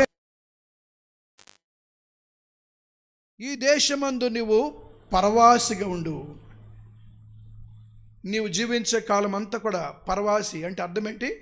ఈ దేశం నాది కాదు, ఈ ఊరు నాది కాదు, ఈ ఇల్లు నాది కాదు, ఇదిగో నేను కలిగి ఉన్న దేహం కూడా నాది కాదు, ఇదంతా కూడా నేను యాత్రికుడిని, పరవాసిని, ఇదేది నాది కాదు అంటే దేనితో కూడా నువ్వు బాంధవ్యం పెట్టుకోకుండా, అటాచ్మెంట్ పెట్టుకోకుండా, ఏమన్నా అటాచ్మెంట్ పెట్టుకోవాలంటే దేవునితో, దేవుని మందిరముతో, దేవుని ప్రజలతో, ఈ మూడు మాత్రమే బాంధవ్యం కలిగి ఉండాలి. అవన్నీ తొలగిపోతాయి, డిటాచ్ అయిపోతాయి. ఇంగ్లీష్లో ఉంది, అటాచ్మెంట్ అంటే కలుపుకోవటం, డిటాచ్మెంట్ అంటే విడిపోవటం. సో మిగతావన్నీ విడిపోతాయి. దేవునితోనూ, దేవుని సంఘముతోనూ, దేవుని ప్రజలతోనూ మనము కలుపుగోలుగా ఉంటే మనము ఆశీర్వాదకరంగా ఉంటాము, అనేకులు దీవెనకరంగా ఉంటాము. ఈ పాటలో రాయబడిన నన్ను ఫలింప చేయమయ్యా అనే పదాలు మన జీవితానికి అనుబంధంగా ఉంటాయి, ఆశీర్వాదకరంగా ఉంటాయి. ఇప్పుడు ఇస్సాకుతో అంటున్నాడు, ఇస్సాకు, ఈ దేశంలో ఉండి నువ్వు పరవాసిగా ఉండు, పరవాసిగా ఉండు. దాంతోపాటు మొదటి 5 వచనాల్లో ఇంకేమంటాడంటే, ఇదిగో నీ తండ్రిని అబ్రహామును బట్టి నేను దీవిస్తా. ఆయన భలే ఫలించాడు. నీ తండ్రి అయిన అబ్రహాము బహుగా ఫలించాడు. ఆయన నాకు ఎంత ఇష్టమంటే, అబ్రహామును తలుచుకున్నప్పుడల్లా నా హృదయం ఉప్పొంగుతూ ఉంది ఇస్సాకు అని ఇస్సాకుతో దేవుడు మాట్లాడుతుంటే ఇస్సాకు అనుకుంటున్నాడు, మా నాన్న గురించి ఈయనకెలా తెలుసు? మా నాన్న ప్రక్కన నేను పండుకున్నా, ఆయన రొమ్ముల మీద పండుకున్నా, ఆయనతో ఆడుకున్నా, ఉదయం సాయంత్రం దినమంతా మా నాన్న దగ్గర ఉండేవాడిని. ఎప్పుడైనా ఈ దేవుడు వచ్చి మా నాన్నతో కలుసుకుని మాట్లాడా? మా నాన్న గురించి ఎందుకు ఈయనంత చెప్తున్నాడు, నాకంటే ఎక్కువ తెలుసా అన్నట్టుగా బహుశా ఇస్సాకు అనుకుంటున్నాడేమో. దేవుడు అంటున్నాడు, ఇస్సాకు, మీ నాన్న నా మాట విన్నాడు, నా మాట గైకొన్నాడు, నేను చెప్పినట్టుగా చేశాడు. ఆయన అంటే నాకు ఎంత ఇష్టం అంటే, మీ నాన్నను బట్టి, మీ నాన్న విశ్వాసాన్ని బట్టి నేను నిన్ను దీవిస్తాను. అంతేకాకుండా నీ సంతానానికి నువ్వు చూస్తున్న దేశాలన్నీ ఇస్తా. నువ్వు ఈ దేశంలో ఉన్నావు, కానీ మీ నాన్న యొక్క ఫలించిన జీవితాన్ని బట్టి, విశ్వాస జీవితాన్ని బట్టి, విధేయత కూడా జీవితాన్ని బట్టి ఆయనతో పాటు నిన్ను కూడా దీవిస్తా. నీవు చూస్తున్న దేశాలన్నీ నీకు ఇస్తా. 4వ వచనంలో ఉంది, ఏలైనగా నీకును నీ సంతానమునకును దేశము ఒకటే కాదు, చాలు. ఇప్పుడు ఇండియా ఒక దేశం, పాకిస్తాన్ ఒక దేశం, చైనా ఒక దేశం, అవును కదా, అమెరికా ఒక దేశం, ఆస్ట్రేలియా ఒక దేశం, ఇవన్నీ దేశం. ఇస్సాకు అన్నాడు, ఇస్సాకు, ఇదిగో నీకు కనిపించే దేశాలన్నీ నీకు ఇస్తా, నీకు, నీ సంతానానికి, నీకే కాదు నీ సంతానానికి కూడా, నీకు పుట్టే కుమారులేమి, నీకు పుట్టే కుమార్తెలేమి, వారిని విస్తరింపజేస్తాను, విదేశాలు పంపుతాను, వారిని ఫలింపజేస్తాను, నేను నీకు తోడుగా ఉంటాను, నిన్ను ఆశీర్వదిస్తాను అని ఇస్సాకుతో దేవుడు మాట్లాడుతూ ఉంటే, అబ్రహాం బ్రతికి ఉండుంటే ఎంత సంతోషించేవాడో. నా కొడుకుతో దేవుడు మాట్లాడుతున్నాడు, ఎంత ముచ్చటిస్తున్నాడు, ఎన్ని విషయాలు దేవుడు చెబుతున్నాడు, ఆదరిస్తున్నాడు, బలపరుస్తున్నాడు, భవిష్యత్తు గురించి అభయం ఇస్తున్నాడు అని అబ్రహాం బ్రతికి ఉండుంటే ఎంత సంతోషించేవాడు. ఏమైనా మనం చనిపోయిన తర్వాత కూడా మనకి ఎలాగ ఆయన దేవుడో మన పిల్లలకు దేవుడే, మన తరతరాలకి ఆయన దేవుడే. ఎంత గొప్ప దేవుడినా, ఈయన నమ్మదగిన దేవుడు. తరతరాలు కూడా తన ప్రజలను మర్చేవాడు కాదు. మిమ్మల్ని విడవను, మీ పిల్లల్ని విడవను, మిమ్మల్ని ఎడబాయను, మీ పిల్లల్ని ఎడబాయను. ఇదిగో నేను అబ్రహాము దేవుడను. దేవుడా నీ అడ్రస్ ఏంటంటే, దేవుడు ఏం చెప్పాడు? నేను అబ్రహాము దేవుడను, ఇస్సాకు దేవుడను, యాకోబు దేవుడను. ఈ ముగ్గురు దేవుని హృదయం మీద వాళ్ళు ఎంతో ప్రభావితం చేశారు, దేవుని హృదయాన్ని కరిగించారు. అందుకే దేవుడు మాట మాటికి అబ్రహాము దేవుడను, ఇస్సాకు దేవుడను, యాకోబు దేవుడను. ఇప్పుడు మనము అబ్రహాం గురించి చూడలేదు, యాకోబు గురించి చూడలేదు, మధ్యలో ఉన్న ఇస్సాకు గురించి చూస్తున్నాం. ఆ దేశమందు ఆయన ఫలించాడు, నూరంతలుగా ఫలించాడు అనే మాట అబ్రహాము జీవితంలో లేదు, యాకోబు జీవితంలో లేదు, ఇస్సాకు జీవితంలో ఉంది. ఇస్సాకు తన తండ్రిని అబ్రహాముకి విశ్వాసాన్ని చూశాడు, నా తండ్రిన అబ్రహాం యొక్క విధేయతను చూశాడు, తన తండ్రిని అబ్రహాం యొక్క ఆశానిగ్రహం చూశాడు, ఇవన్నీ కూడా ప్రేమను చూశాడు. వాటిని చూసినట్లుగా విని గ్రహించి ఆయన అలవర్చుకుని తన జీవితంలో అమలు చేశాడు. ఏమైతే వింటున్నామో, ఏమైతే నేర్చుకుంటున్నామో, విశ్వాసులంగా పట్టణాల్లో ఉన్న, గ్రామాల్లో ఉన్న, పొలం పనిచేసేవారైనా, ఉద్యోగం చేసేవారైనా, వ్యాపారం చేసేవారైనా, ఏదేమైనా సరే మన జీవితకాలం కొంచెమే. వీటిని మనం వినిన వాటిని మనము అమలుపరచాలి, అభ్యాసం చేయాలి. క్రియాపూర్వకంగా చేస్తే మనము మన పిల్లలకు మాదిరిగా, సంఘానికి మాదిరిగా, దేశానికి మాదిరిగా ఆశీర్వాదకరంగా మనం ఉంటాం. అబ్రహాముతో చెప్పాడు, నిన్ను ఆశీర్వదించు వారిని ఆశీర్వదించదును, నేను నిన్ను ఇతరులకు ఆశీర్వాదంగా చేస్తాను, నువ్వు ప్రార్థన చేస్తే నీ ద్వారా అనేకులు దీవించబడతారు.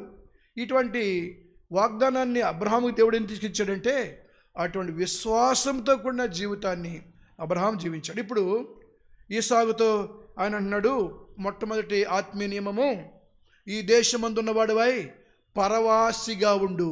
అంటే ఇది నేను సాగిపోయేవాడను, నేను వెళ్ళిపోయేవాడను, ఎప్పుడు నేను వెళ్ళిపోతాను నాకు తెలీదు కనుక యాత్రికుడినై అటువంటి మనసుతో జీవించు, యాత్రికుడిగా పరవాసిగా ఉండు అని చెబుతూ అక్కడ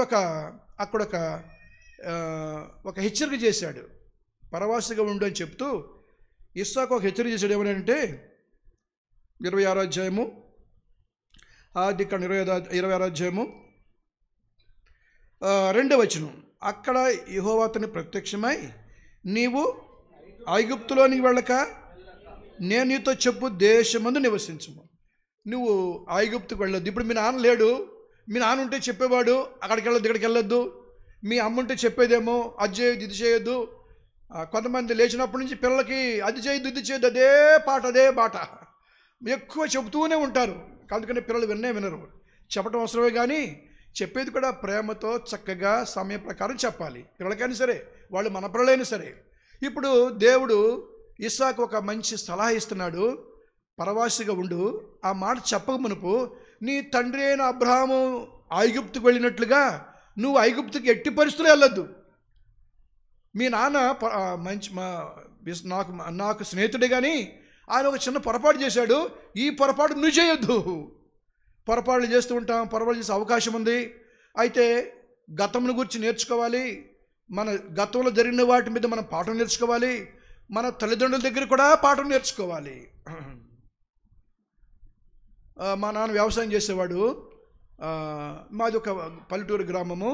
నేను మా నాన్నతో పాటు వ్యవసాయానికి రోజు వెళ్తూ ఉండేవాడిని. అప్పుడప్పుడు స్కూల్కి వెళ్ళేవాడిని, రోజు వ్యవసాయానికి తీసుకెళ్ళేవాడిని. అయితే విలేజ్ కనుక అప్పుడు మా నాన్న రక్షణ పొందలేదు. అయితే మా నాన్న స్మోకింగ్ చేసేవాడు. పల్లెటూరు చాలామంది చేస్తారు కదా. అయితే నాకు ఇష్టం ఉండేది కాదు స్మోకింగ్ అంటే. అప్పుడు నేను అనుకున్నా, మా నాన్న స్మోకింగ్ చేస్తున్నాడు, నేను మాత్రం చేయకూడదు. అది నాన్న చేసేది నువ్వు చేయాలి కదా అంటే అది మేలు కాదు. ఎట్టి పరిస్థితుల్లో కూడా నాకు మనసు ఉండేది కాదు. నేను హై స్కూల్ దగ్గర ఒక పంపు ఉండేది, వాటర్ పంపు కొడతాడా, అక్కడ ఏమైనా సిగరెట్ బడ్స్ అని కనపడితే నాకు వాంతి అయిపోయేది. అంటే నాకు ఏంటంటే ఇది మంచిది కాదు, మా నాన్న చేస్తున్నా కానీ నేను మాత్రం చేయటం లేదు. నా జీవితాంతం ఎన్నడూ కూడా రక్షణ పొందిన మునుపు కూడా, గ్రామంలో ఉన్నప్పుడు కూడా నాకు ఒక ఆశ, ఎందుకంటే అది మంచిది కాదు. అంటే నాన్న దగ్గర ఇవన్నీ చేయలేని లేదు, కానీ వాళ్ళు చేసేవి చూసి అవి మంచిది కాబట్టి నేను చేయకూడదు. ఇలాగా ఇంకా చాలా విషయాలు ఉన్నాయి. కానీ ఇప్పుడు మీ తండ్రి అబ్రహాం ఒక పని చేశాడు. ఆయన ఐగుప్తుకు వెళ్ళాడు, నాకు చెప్పకుండా వెళ్ళాడు. వెళ్ళాడు కానీ నాకు చెప్పకుండా వెళ్ళాడు. ఎందుకు? కనాన్లో కరువు వచ్చినప్పుడు ఐగుప్తుకు వెళ్ళాడు. ఉదయకాలం చూసాము, బెత్లెహేములో కరువు వస్తే నయోమి ఎక్కడికి వెళ్ళింది? మోయాబుకి వెళ్ళింది. వెళ్ళిపోతే అక్కడ ఏమైంది? 3 చచ్చిపోయారు. ఏదేమైనా మళ్ళీ తిరిగి వచ్చింది. వస్తే దేవుడు కనికరించి తరలామని ఆశ్రయించాడు. ఇప్పుడు అబ్రహాము నాకు చెప్పకుండా ఐగుప్తుకు వెళ్ళాడు. ఎందుకంటే కనానులో కరువు వచ్చింది కనుక. చూడండి, ఆదికాండం 12:10. ఆదికాండం 12:10 మీరు చదువుతారా?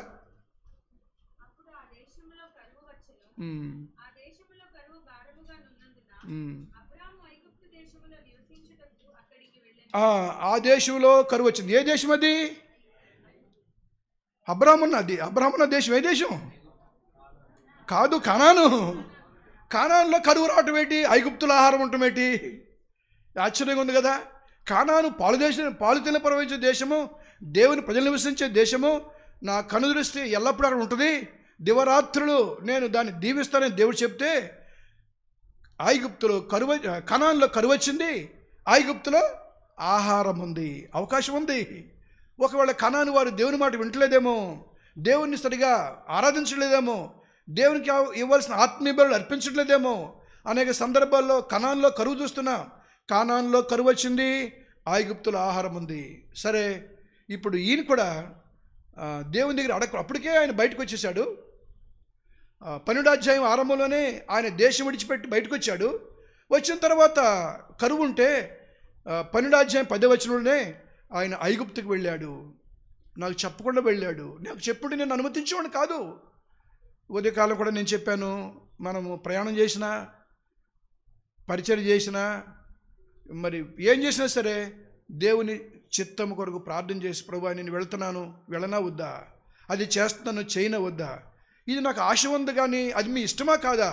ఈ చిన్న ప్రార్థన చేస్తే పెద్ద ప్రమాదాలు దేవుడు తప్పిస్తాడు. ప్రార్థన చిన్నదే. చిన్న ప్రార్థన చేస్తే పెద్ద పెద్ద నష్టాల నుండి, కీడుల నుండి దేవుడు తప్పిస్తాడు.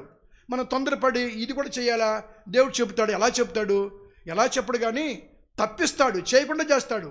అది దేవుని చిత్తం కాబట్టి మనం ప్రార్థించం కనుక మన ప్రయాణం ఆపేస్తాడు.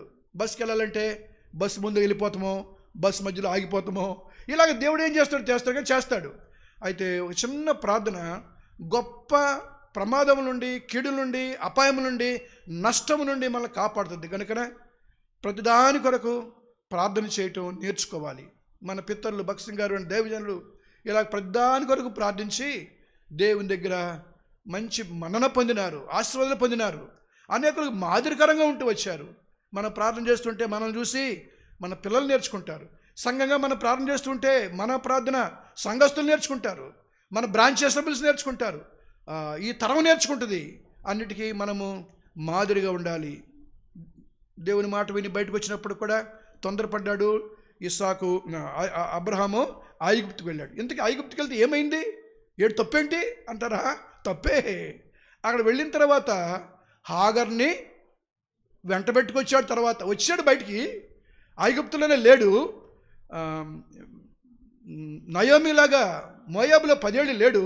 ఎన్నాళ్ళు మనకు తెలియదు కానీ వస్తా హాగర్ను పట్టుకొచ్చాడు. ఎవరిని పట్టుకొచ్చాడు? హాగర్ను. తర్వాత తన ఇంట్లో పనిచేస్తూ ఉంది. దేవుని ఆశీర్వాదాలు ఆలస్యమవుతున్నామని భార్యనే చెప్పింది. ఆమెతో పో, మనకి దేవుడు వాగ్దానం చేశాడన్నావు కదా, ముసలం అయిపోతున్నాం కదా, ఈ వాగ్దాన పుత్రుడు ఎక్కడా? ఇవన్నీ చెబితే పొరపాటు అయిపోయింది. ఇంతకీ ఏమైందంటే ఐగుప్తుకి వెళ్ళటము, ఐగుప్తు నుండి హాగారుని తేవటము, హాగారుకి హాగారుకి ఎవరు పుట్టారు? ఇష్మాయిల్ పుట్టడము. ఆ ఇష్మాయిల్ సంతానమే నేడు మనం చూస్తున్న మహమ్మదీయ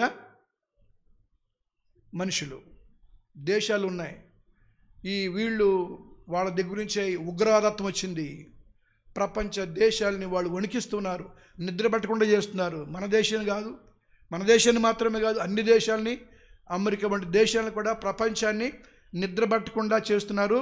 ప్రపంచంలో ఉన్న అనేక మంది ఐశ్వర్యం, డబ్బంతటిని రక్షణ కొరకు వీళ్ళ నుంచి కాపాడబట్టకి ఎంత ఖర్చు పెడుతున్నారో ప్రతి దేశం వాళ్ళకి వచ్చే ఆదాయంలో 50% ఈ సైన్యం కొరకు, రక్షణ కొరకు ఉపయోగిస్తుంది. ఇది అంతటి కారణం ఏంటంటే తెలుసో తెలియకో, గ్రహించకో దేవుని దగ్గర అడగకుండా ఆయన ఐగుప్తుకు వెళితే అక్కడి నుంచి ఆహారం తెస్తే ఈ సమస్యను ఇంకా పరిష్కారం లేదు. ఇక కొన్ని తప్పులు ఉంటాయి, అవి ఇంక మనం ఏం సరి చేయలేము. ఇక అంతే, ఇక వెనక్కి వెళ్ళటం లేదు, ముందుకు పోవటమే, దాన్ని వెనక్కి తీసుకోవటం లేదు.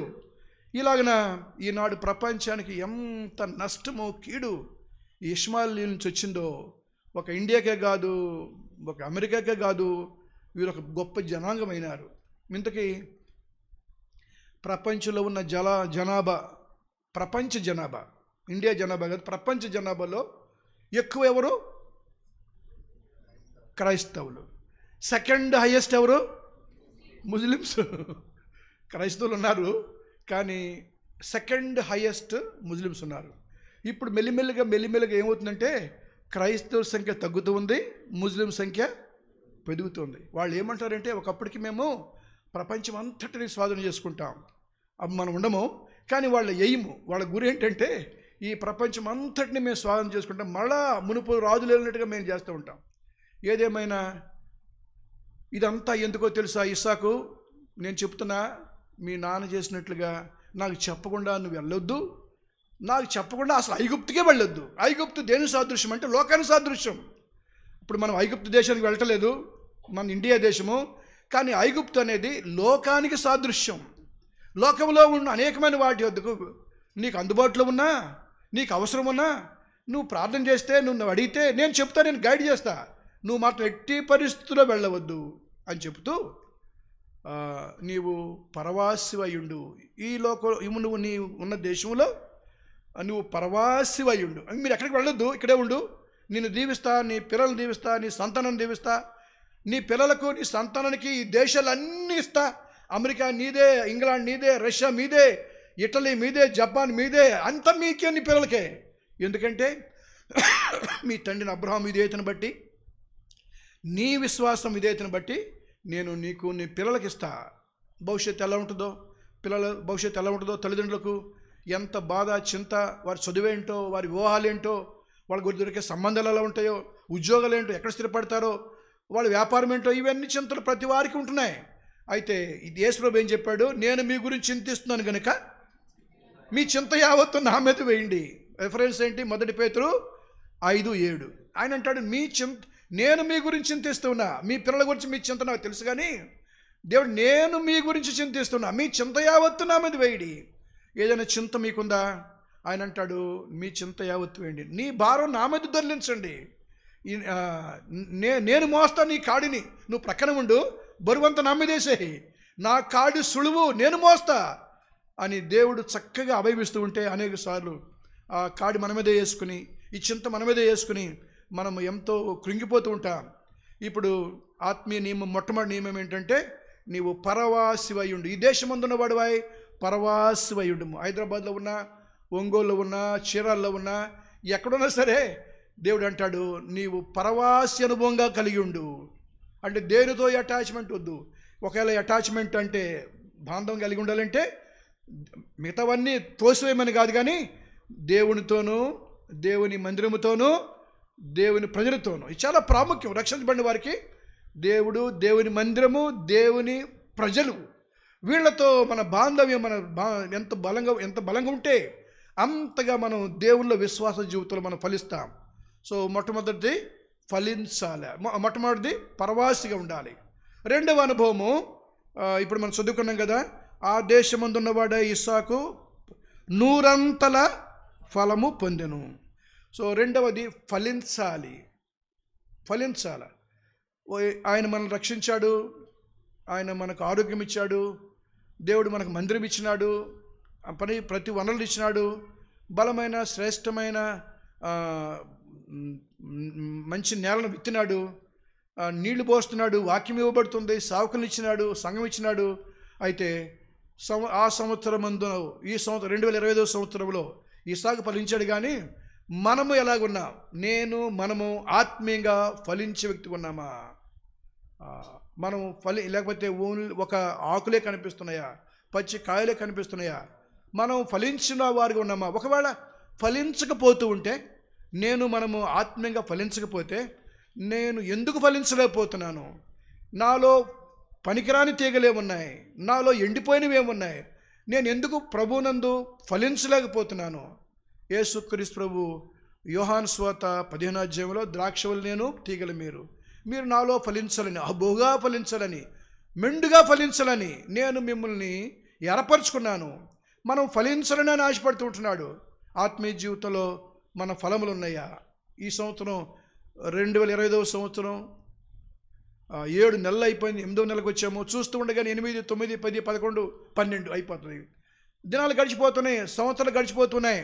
దేవునిలో విశ్వాస జీవితంలో ఆత్మీయంగా నేను ఎంత ఫలించినాను? తండ్రి దగ్గర పాఠం నేర్చుకుని పొరపాటు చేయకుండా ఉన్న ఈసాకు ఆ సంవత్సరం ఏం చేశాడంటే విత్తనం వేశాడు. విత్తనాలు వేయకుండా ఫలించవు కదా. భూమి దున్నకుండా, విత్తనం వేయకుండా, నీళ్లు పెట్టకుండా, చుట్టూ కంచి వేయకుండా, కాపలా గాయకుండా ధాన్యం ఇంటికి వచ్చేస్తుందా? ఇంత ప్రయాసపడాలి. వ్యవసాయదారుడు ఎంత ప్రయాసపడతాడో మీకు తెలుసు కదా. తెల్లవారుజాము లేచిన వెంటనే పొలంకి వెళ్ళిపోతాడు. ఒక వ్యవసాయదారుడు లేచిన వెంటనే పొలంకి వెళ్ళి పొలం చూసి వచ్చిన తర్వాత అప్పుడు మొహం కడుక్కుంటాడు. లేకపోతే మొహం కడుక్కుని టిఫిన్ చేయడానికి మనసు ఉండదు. మళ్ళా బ్రేక్ఫాస్ట్ చేసి మళ్ళీ పొలం వెళ్తాడు.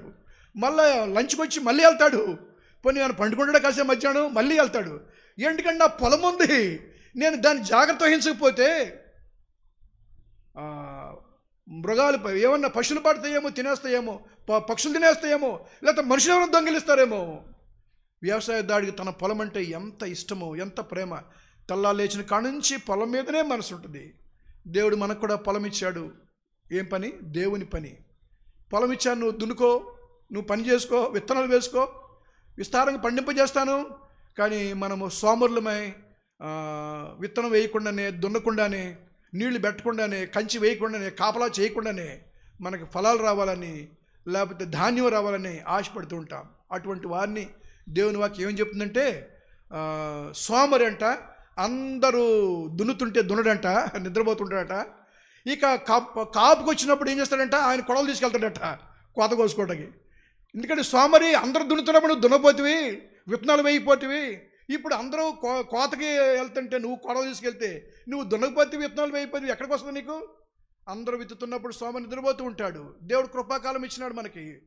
ఎన్ని ఎదిరింపులు ఉన్నా ఇది కృపాకాలం. కృపాకాలంలో వ్యక్తిగతంగా, సంఘముగా దేవుని పని చేయాలా. వ్యవసాయదారుడు వలె అదే పని మీద ఉండాలి. దేవుని పని, విత్తనాలు విత్తడము, స్వార్థ అందించడము, స్వార్థ ప్రకటించడము, అదే ఊపిరిగా, అదే గురిగా మనకు కలిగి ఉండాలి. లేకపోతే మనం ఎలా ఫలించగలము? ఫలించడం అంటే బ్యాంకులో డబ్బులు వేయటం కాదు, బంగారం కొనటం కాదు. ఆత్మీయమైన ఫలములు మీలో ఫలింపని ప్రతి తీగను ఆయన తీసి పారవేయును. సో ఈ సంవత్సరంలో ఏ మేరకు మనము ఫలించాం.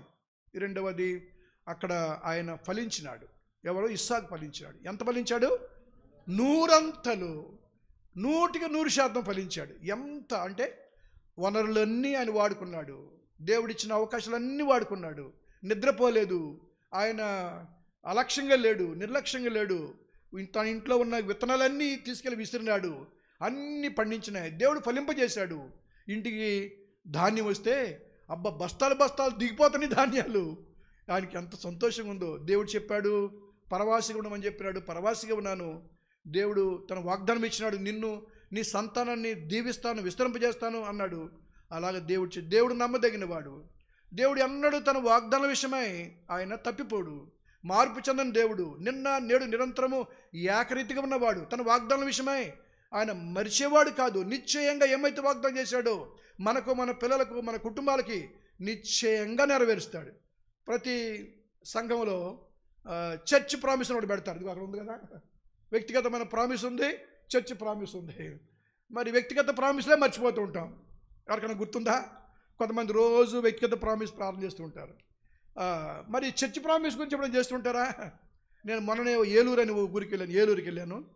వాళ్ళు ఎప్పుడు వెళ్ళినా సరే ఆదివారం మీటింగ్ అయిపోయిన తర్వాత ఆశీర్వాదం ముందు ఆయన బైబిల్ తీసి మన సంఘ వాగ్దానం చదివించి అందరి చేత చదివిస్తారు ప్రతి వారం. ఇది దేవుడు మనకి సంఘ వాగ్దానం. దేవా ఇది నెరవేర్చు. నేను ఏ సంఘంలో చూడలేదు కానీ వాళ్ళు మాత్రం ప్రతి ఆదివారము ముగించే ముందు అందరి చేత చదివిస్తాడు. అది చదువుదాం. మనకు దేవుడు సంఘానికి ఇచ్చిన వాగ్దానం. దేవుడు నెరవేర్చును గాక. ఇవన్నీ చూస్తుంటే దేవుడు నేను మర్చిపోతానని నాకు జ్ఞాపకం చేస్తున్నారు, నాకు గుర్తుంది కానీ మరలా మీరు నాకు జ్ఞాపకం చేయడం నాకు ఎంత సంతోషమో. ఆయన వ్యక్తిగతంగా వాగ్దానాలు ఇచ్చినాడు, సంఘంగా ఇచ్చినాడు. అవన్నీ నిశ్చయంగా తగిన సమయంలో ఆయన నెరవేర్చేవాడు. రెండవది ఫలించు, పరవాసిగా ఉండు, ఫలించు. మూడవ ఆత్మీయ నియమము 26వ అధ్యాయము, ఆదికాండం 26వ అధ్యాయము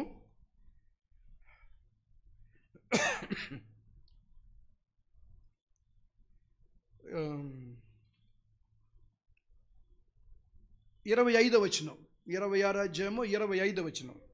అక్కడ అతడు ఒక బలిపీఠం కట్టించి యెహోవా నామమున ప్రార్థన చేసి అక్కడ తన గుడారం వేసెను. అప్పుడు ఇస్సాకు దాసుడు అక్కడ భావితుడు. మూడవ నియమము ప్రార్థన. ఇదేం కొత్త సంగతి కాదు, ఈ మాట మీకు అందరూ తెలుసును. ప్రార్థన అంటే ఏంటి? అయితే ఇస్సాకు ఫలించడానికి మరొక నియమం ఏంటంటే ప్రార్థనా జీవితం. ఆయనకి అక్కడ ఫలించినాడు, ఆశ్రయించబడ్డాడు. ఆయన ఫిలిస్తీన్ల మధ్య ఉన్నాడు. వాళ్ళు ఫిలిస్తీన్లు ఇస్సాకు ఆశీర్వాదాన్ని చూసి, అభివృద్ధిని చూసి వాళ్ళు అసూయపడ్డారు. ఆయన బావులు తవ్వితే మంచి నీళ్ళు వస్తున్నాయి, ఆ నీళ్లు వాడుకొని వ్యవసాయం చేస్తున్నాడు, ఫుల్గా ఫలిస్తున్నాయి. ఇక్కడ ఉన్న అసూయ పరులు, చుట్టుపక్కల ఉన్నవారు ఫిలిస్తీన్లు ఆయన మీద అసూయపడి ఆయన బావులు తవ్వితే బావులు పూర్తి చేస్తున్నారు. బావులు తవ్వితే నీళ్ళు వస్తున్నాయి, ఫుల్గా నీళ్ళు వస్తున్నాయి, మంచి నీళ్లు, విస్తారమైన నీళ్లు, ఎరువులు వేసి పండించిన నీళ్ళుగా ఉన్నాయి. ఆ నీళ్లు ఎరువులు వేయకుండానే పండుతున్నాయి. అక్కడ ఉన్న వాళ్ళంతా అసూయపడి ఇస్సాకుని, ఇది మా ఊరుగా, మీరు ఎక్కడి నుంచి వచ్చావు నువ్వు అని చెప్పేసి ఇస్సాకు మీద పగబట్టి ఇస్సాకును తరిమివేశారు. ఇస్సాకు మీద పగబట్టారు, ఇస్సాకును తరిమేశారు. ఇక్కడ రెండు మాటలను, ఒకటి యెషెకు 20వ వచనం. యెషెకు అంటే ఏంటి? విరోధం. తర్వాత 21వ వచనం శిత్న అంటే ఎడం. సో ఆయన విరోధంగా మాట్లాడారు.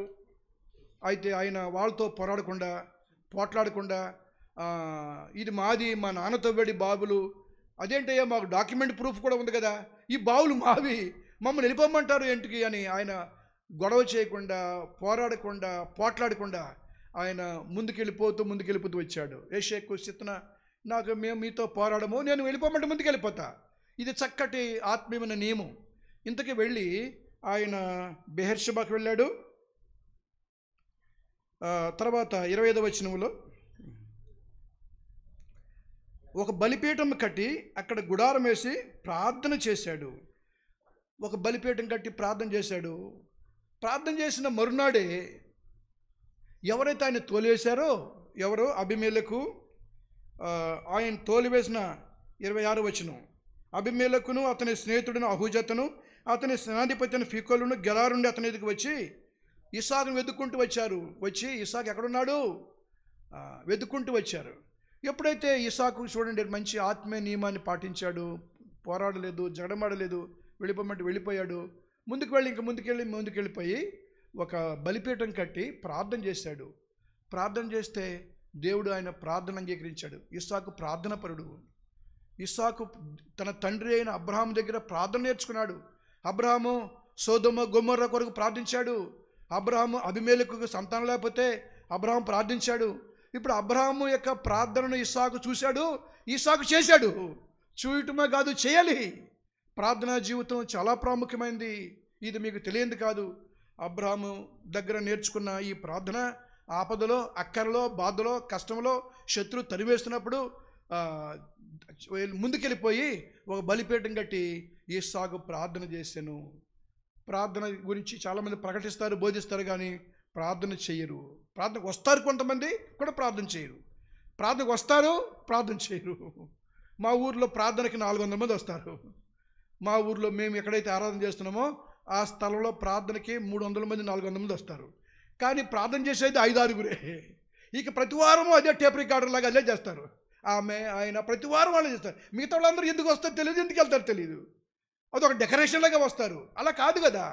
వచ్చారు మంచిదే, ఏమి చెప్తున్నారు, ఏమి అక్కర ఉంది సంఘానికి గుర్తించి ఆ ప్రకారం ప్రార్థన చేయాలి. పోనీ ఈ వారం కాకపోతే వచ్చే వారం చేయాలా, వచ్చే వారం కాకపోతే వచ్చే వారం చేయాలా. అలాగే వారాల తరబడి, నెలల తరబడి, సంవత్సరాల తరబడి రావటం పోవటమే కానీ ప్రార్థనే చేయరు. ప్రార్థనలో ఒక చేసిన పొడి పొడి ప్రార్థన, భారం లేదు, తెలిసిపోద్ది కదా. పొడి పొడి ప్రార్థన, లేకపోతే కంటతడి తప్ప ఉందా, భారం ఉందా? పొడి పొడి ప్రార్థన. ఎప్పుడైతే సంఘం అక్కడ గుర్తించమో, దేవుని యొక్క అక్కర్లేండి గుర్తించమో, సంఘం యొక్క అక్కర్లు ఎరుకుండా ఉంటామో, అప్పుడు ప్రార్థన చేయలేము. చేసిన పొడి పొడి ప్రార్థన. ఎన్ని సంఘాల్లో ఎంతమంది నేడు ఈ మాట వాడుతున్నా, పొడి పొడి ప్రార్థన. అర్థమవుతుందా మీకు?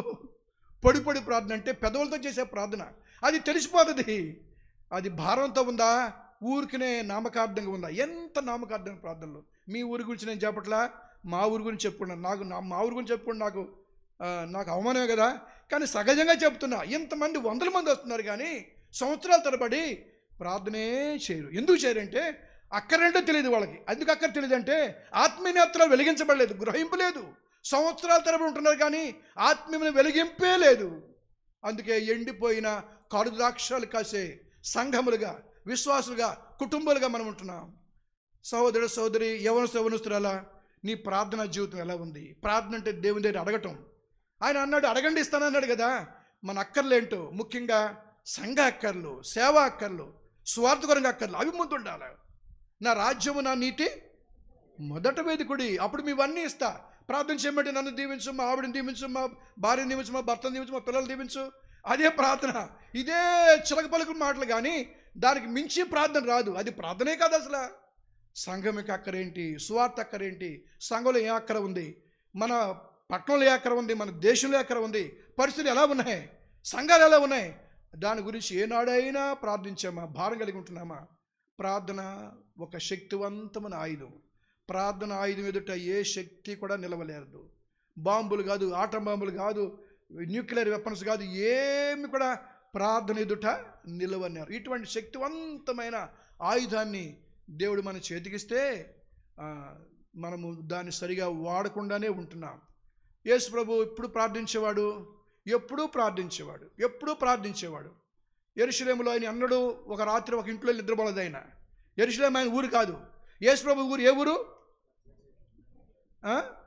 నజరేతు. అయితే ఆయన సేవ చేసింది ఎక్కడ? గలిలయలో. నజరేతుకి గలిలయకి చాలా దగ్గర, ఒక 10-15 కిలోమీటర్లే. ఆయన ఊరికి గలిలయ ప్రాంతానికి ఒక 15 కిలోమీటర్లే. అయితే 3.5 సంవత్సరాలు ఆ గలిలయ సముద్రం చుట్టూనే ఆయన సేవ చేశాడు. అప్పుడప్పుడు పండగలకో ఏదైనా ప్రాముఖ్యమైన స్థలం ఉంటేనో ఆయన యెరూషలేము వెళ్ళేవాడు. యెరూషలేము అంటే ప్రాముఖ్యమైన స్థలం, అపోస్తలులు ఉన్న స్థలం, దేవుని మందిరం ఉన్న స్థలం. ఆయన ఎప్పుడూ ఆ యెరూషలేము వెళ్ళినా సరే యెరూషలేములో ఎప్పుడు ఒక రాత్రి నిద్రపోలా. మరి యెరూషలేము అంటే ఏం చేసేవాడు? అందరూ ఎవరి కాడికి వెళ్ళిపోతే ఆయన ఒలీవ కొండకు వెళ్ళేవాడు. ఎవరిళ్ళకి వాళ్ళు వెళ్ళారు. ఆయనకి యేసు ప్రభుకి యెరూషలేములో ఒక ఇల్లు లేదు, మా ఇంటికి రండి పండుకునే పిలిచిన వాళ్ళు కూడా లేకుండా ఉండే. ఎవరింటికి వాళ్ళు వెళ్ళిపోతే ఆయన ఒలీవ కొండకు వెళ్ళి రాత్రి ప్రార్థనలో గడిపాను. ఇలాగా పనిచేసేవాడు, నడిచి వెళ్ళేవాడు, పనిచేసేవాడు, పరిచయం చేసేవాడు, ప్రార్థన చేసేవాడు. ఒకసారి శిష్యులందరూ యేసు ప్రభు దగ్గరికి వెళ్ళి ఆయన అడిగారు, యేసు ప్రభువా మాకు ప్రార్థన చేయ. అదేంటి ఈ ప్రార్థన మాకు బ్రహ్మాండంగా వచ్చు కదా. యేసు ప్రభుతో రోజు వెళుతూ అన్ని చూస్తున్న వాళ్ళు, యేసు ప్రభు తన ప్రార్థనా జీవితము శిష్యుల మీద ప్రభావితం చేసింది. ఆయన ఎన్నో అద్భుత కార్యాలు చేశాడు, ఆశ్చర్యకాలు చేశాడు, కుంటివారు స్వస్థపరిచాడు, రోగులు స్వస్థపరిచాడు, చనిపోయిన వారిని లేపినాడు. కానీ వాళ్ళ శిష్యులు, నువ్వు మాటకి నేను వెళ్ళిపోతాను చెప్తున్నావు, వెళ్ళే ముందు ఇవన్నీ మాకు చెప్పిపో, మాకు ఇటువంటి అధికారం ఇచ్చిపో. మేము ప్రార్థన చేస్తే రోగులు స్వస్థపడాలి, మేము ప్రార్థన చేస్తే చచ్చిపోవాలి లేవాలి, ఇవి మాకు కూడా అధికారం ఇవ్వు అని అడగాలి వాళ్ళు. కానీ వాళ్ళు ఏం అడగకుండా వెళ్ళారు, ప్రభువా మాకు ప్రార్థన చేయ. ప్రభుకి ఎంత సంతోషం వేసిందో. ఎవరన్నా అడిగారా, మమ్మీ డాడీ మాకు ప్రార్థన చేయ నేర్పు అని? సో ప్రార్థన అంటే యేసు ప్రభు తన యొక్క ప్రార్థనా జీవితం ద్వారా ఆయన చేసిన సేవ కంటే, ఆయన చేసిన అద్భుత మహత్కార్యాల కంటే ఆయన చేసిన ప్రార్థన ఎక్కువ. ఒక వ్యక్తి, ఒక సంఘము, ఒక కుటుంబము వారి ప్రార్థనను బట్టియే వారి కుటుంబం దీవించబడుతుంది. వారి ప్రార్థన బట్టియే వారి పిల్లలు దీవించబడతారు. వారి ప్రార్థన బట్టియే వారి సంఘం దీవించబడుతుంది. సంఘంలో పాటలు ఉండాలి, సంఘంలో వాద్యాలు ఉండాలి, సంఘంలో ప్రసంగాలు ఉండాలి, ఇవన్నీ ఉండాలి. కానీ అయితే ప్రార్థన లేకపోతే, చాలినంత శక్తివంతమైన ప్రార్థన లేకపోతే, బలమైన ప్రార్థన లేకపోతే, విశ్వాసం ఉన్న ప్రార్థన లేకపోతే ఆ సంఘము దీవించబడదు. నాకు కొంతమంది తెలుసును, తల్లిదండ్రులు విశ్వాసంతో ప్రార్థన పనులుగా ఉన్న దాన్ని బట్టి ఎట్లు వాళ్ళ పిల్లలను దేవుడు దీవించాడు. నాకు కొన్ని సంఘాలు తెలుసు, వాళ్ళు ప్రార్థనించే సంఘం కనుక ఎట్లు వారి సంఘాన్ని దేవుడు దీవించాడు. నేను రక్షణ పొందిన సంఘం ప్రార్థన అంటే అది రోజు పండుగ. ప్రతిరోజు సంఘ ప్రార్థన అంటే పండుగ. ఎటువంటి సమయం అంటే టకటగా అందుకుంటారు. ప్రతి వాళ్ళు ప్రార్థన చేస్తూ ఉంటే పైనుంచి వర్షం పడుతుంటే అనిపిస్తుంది. ఒక ప్రార్థన ఆగిపోతుంది, అందరూ ఆమెనని చెప్తే వర్షం ఆగిపోయింది అనిపిస్తుంది. అబ్బాయి ఎలా ఉంటుందంటే, నేను ఎక్కువ చెప్పడం తక్కువ, నేను ఉన్నదేమని చెప్తున్నా. నేను ఎక్కడ రక్షణ పొందానో ఆ ఊర్లో ప్రార్థనా జీవితం ఉండింది. అందుకే నేను ఆత్మీయంగా దీవించబడ్డాను, ఆ దేవుని సేవకుల దగ్గర దీవించబడ్డాను. కనుక ప్రార్థన మనకు అంత శక్తివంతమైన బలమైన పనిముట్టు ఆయుధం.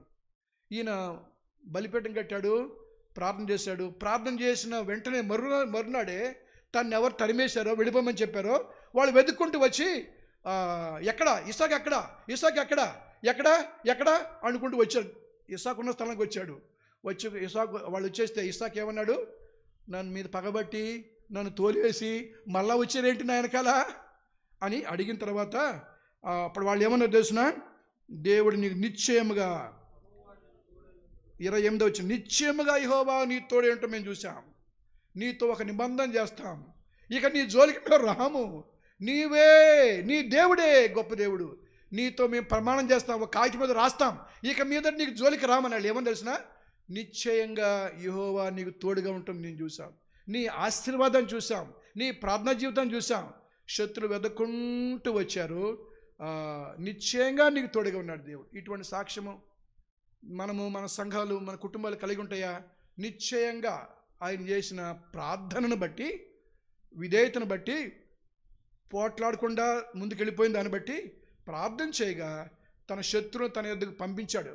వెతుకుంటూ వెళ్ళండి ఆయన దగ్గరికి, ఆయనతో సమాధాన పడండి, ఆయనకి సరెండర్ కాండి. శత్రువులు వచ్చి సరెండర్ అయిపోయినారు. వాళ్ళంతా అధికారులు, అబీమెలెకు రాజు, వాళ్ళంతా వచ్చారు. అయితే వాళ్ళంతా వస్తే ఆయన ఏమీ తిట్టలేదు, ఏమనలేదు. ఊరికి అడిగాడు, ఎందుకు వచ్చాను అడిగాడు. ఇదిగో నీతో మేము సమాధాన పడతాం. ఇది మూడవది ప్రార్థన నియమం. ఇక లాస్ట్ది నాలుగవది వాళ్ళు వస్తే ఇసాక్ ఏమన్నాడు, 30వ వచనం, అతడు వారికి విందు చేయగా వారు అన్నపానం పుచ్చుకుని వెళ్ళిపోయారు. శత్రువులు వస్తే భోజనం పెట్టాడా, మంచిలు ఇచ్చాడా? విందు చేశాను. ఎటువంటి ఇస్సాకు ఈయన ఎక్కడ నేర్చుకున్నాడు ఈ ఆత్మ నియమాలు? శత్రువుకు భోజనం పెట్టమని, శత్రువు వస్తే ఏమనకుండా వాళ్ళకి విందు చేయమని. ఏమి భోజనం పెట్టాడు కానీ వాళ్ళకి విందు చేయగా. ఇదేంటంటే ప్రేమకు సాదృశ్యం. ఏంటి? శత్రువులను ప్రేమించేది ప్రేమ. మా ఊరిలో నేను ప్రేమించేది, మా మందిరంలో మేము ప్రేమించేది, మా ప్రాంతంలో మేము ప్రేమించేది, మా మా మా వాళ్ళు మేము ప్రేమించేది, అది ప్రేమ కాదు అసలు. శత్రువులు ప్రేమించేది ప్రేమ. యేసు ప్రభు చెప్పాడు, ఒక క్రొత్త ఆజ్ఞ మీకు ఇస్తున్నా, మీ శత్రువుల్ని ప్రేమించండి, మిమ్మల్ని హింసించే వారి కొరకు ప్రార్థన చేయండి. హింసించే వారి కొరకు మీరు ప్రార్థన చేస్తే మీ శత్రువులు నేను మీ ఎద్దు పంపుతా. అందుకే ఆ రాత్రి అక్కడ ప్రార్థన చేసి ఉంటాడు. వెంటనే దేవుడు స్పందించాడు, ఆయన పంపించాడు. ఇదిగో మీకు క్రొత్త ఆజ్ఞ ఇస్తున్నాను, మీ శత్రువులను ప్రేమించుడి, వాళ్ళకి భోజనం కూడా పెట్టండి, వాళ్ళకి విందు చేయండి. ఈ ప్రేమ మానవ నైజం ఎవ్వరూ ఈ పని చేయలేరు. కానీ ఇస్సాకు దేవుని ఆత్మచేత నడిపించబడి, దైవత్వం చేత నింపబడి, తండ్రి దగ్గర ఏమైతే నేర్చుకున్నాడో, దేవుడు ఏమైతే చెప్పాడో అవన్నీ చేస్తే ఆయనకు ప్రేమ పొర్లుకొచ్చింది శత్రువుల మీద. ఆయన ప్రేమ కలిగిన వాడు. 4వ నియమము ప్రేమ. ఈ ప్రేమ లేకపోతే ఎన్ని చేసినా సరే, 1 కొరింథీ 13వ అధ్యాయంలో పౌలు అంటాడు, కాల్చబడున్న శరీరము అప్పగించిన, కొండలు పెగిలించగలిగిన విశ్వాసమున్నా, నేను ప్రేమ లేని వాడినైతే వ్యర్థుడును. ఎటువంటి సేవ చేశాడు పౌలు? కొండలు పెగిలించే విశ్వాసం. కొండలారా మీరు వెళ్ళి పడి సముద్ర పడమంటే కూడా పడొచ్చు, కానీ నాకు ప్రేమ లేకపోతే నేను వ్యర్థుడనే.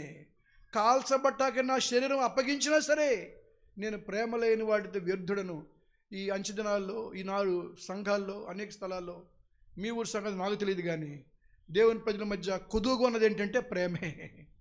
శత్రువుల్ని ప్రేమించలేము, హింసించే వారి కొరకు ప్రేమించలేము, దేవుని కార్యాల కొరకు ప్రార్థన చేయలేము, సువార్త పని కొరకు ప్రార్థన చేయలేము. మరి ఇవన్నీ ఎంతో లోటు కలిగి ఉంటున్నాయి. మిగతావన్నీ ఉన్నాయి, మీటింగులు ఉన్నాయి, ప్రసంగాలు ఉన్నాయి, కార్యక్రమాలు అన్నీ ఉన్నాయి, కానీ భారంతో కూడిన ప్రార్థన చేసేవారు లేరు, ప్రేమ లేదు. సో ఈయన ప్రేమను ప్రదర్శించాడు. శత్రులు వస్తే ప్రేమను ప్రదర్శించాడు, వారికి విందు చేసి ఈ రాత్రికి ఉండి రేపు వెళ్ళండి అని చెప్పినాడు. అకామిడేషన్ కూడా ఇచ్చినాడు ఆయన.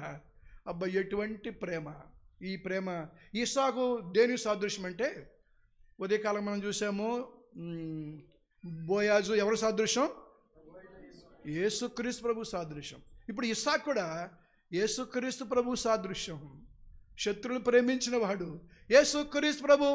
శత్రువులు ప్రేమించిన వాడు. మనం దేవుని శత్రులమై ఉండగా, మనం దేవుని దురస్తులమై ఉండగా, రోమ 5:10 ప్రకారము, మునుపు మనము దేవునికి శత్రులమై ఉండగా, విరోధులమై ఉండగా, దేవునికి గాయం రేపేవారు ఉండగా, మన దేహం నుండి పాపము అనే దుర్వాసన వస్తున్నప్పుడు కూడా ఆయన మనల్ని ప్రేమించి, పలకరించి, రక్షించి, తన రక్తం చేత మన పాపలను కడిగి రక్షణ వస్తువును ధరింపజేసి పరలోక ప్రతి ఆశీర్వాదాలు మన మీద కుమ్మరించాడు ఆయన.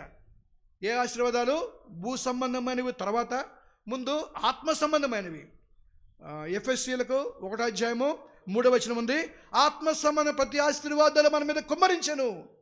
ప్రపంచంలో, ఇండియాలో అనేక చర్చెస్లో ఇటువంటి ఆత్మీయమైన వాతావరణం లేనే లేదు. ఆదివారం చర్చికి వెళ్ళడం తప్ప వాళ్ళకి ఏమీ తెలీదు. ఆదివారం చర్చికి వెళ్తారు, పెద్ద పెద్ద ప్రసంగాలు చేస్తారు, వాద్యాలు వాయిస్తారు గంభీరంగా. అక్కడ వర్తమానం ఏం చెప్తారో చెప్పేవాళ్ళకి తెలియదు, వినేవాళ్ళకి తెలియదు. రక్షణ అంటే తెలియదు, బల్లంటే తెలియదు, సువార్త అంటే తెలియదు. ఇలాగా అనేకమైన క్రిస్టియన్ వర్క్ ఈ దినాల్లో అనేక స్థలాల్లో ప్రపంచంలో ఉంది, కానీ ఏమీ తెలియదు. దేవుని వందనాలు. భక్త్ సింగ్ గారి యొక్క పరిచర్య ద్వారా, ఆయనకి దేవుడి దర్శనం ద్వారా ఇటువంటి శ్రేష్టమైన ఆత్మీయమైన సంఘంలోనికి దేవుడు మనం తెచ్చాడు. ఎంత ధన్యులమో తెలుసా? అయితే ఇన్ని వనరులు మనము ఎలాగ వీటిని మనం వాడుకుంటున్నాం? ప్రేమ చేత అన్నిటినీ జయించవచ్చు. యేసుక్రీస్తు ప్రభు కూడా ప్రేమతోనే అన్ని జయించాడు. కలువరి శిలువలో కూడా ప్రేమను ప్రదర్శించాడు. తండ్రి, వీరు ఏమి చేస్తున్నారో వీరు ఎరుగురు కనుక వీరిని క్షమించమని ఆయన ప్రార్థించాడు. ఆయన ప్రేమ కలువరి శిలువలో కూడా ప్రదర్శించాడు.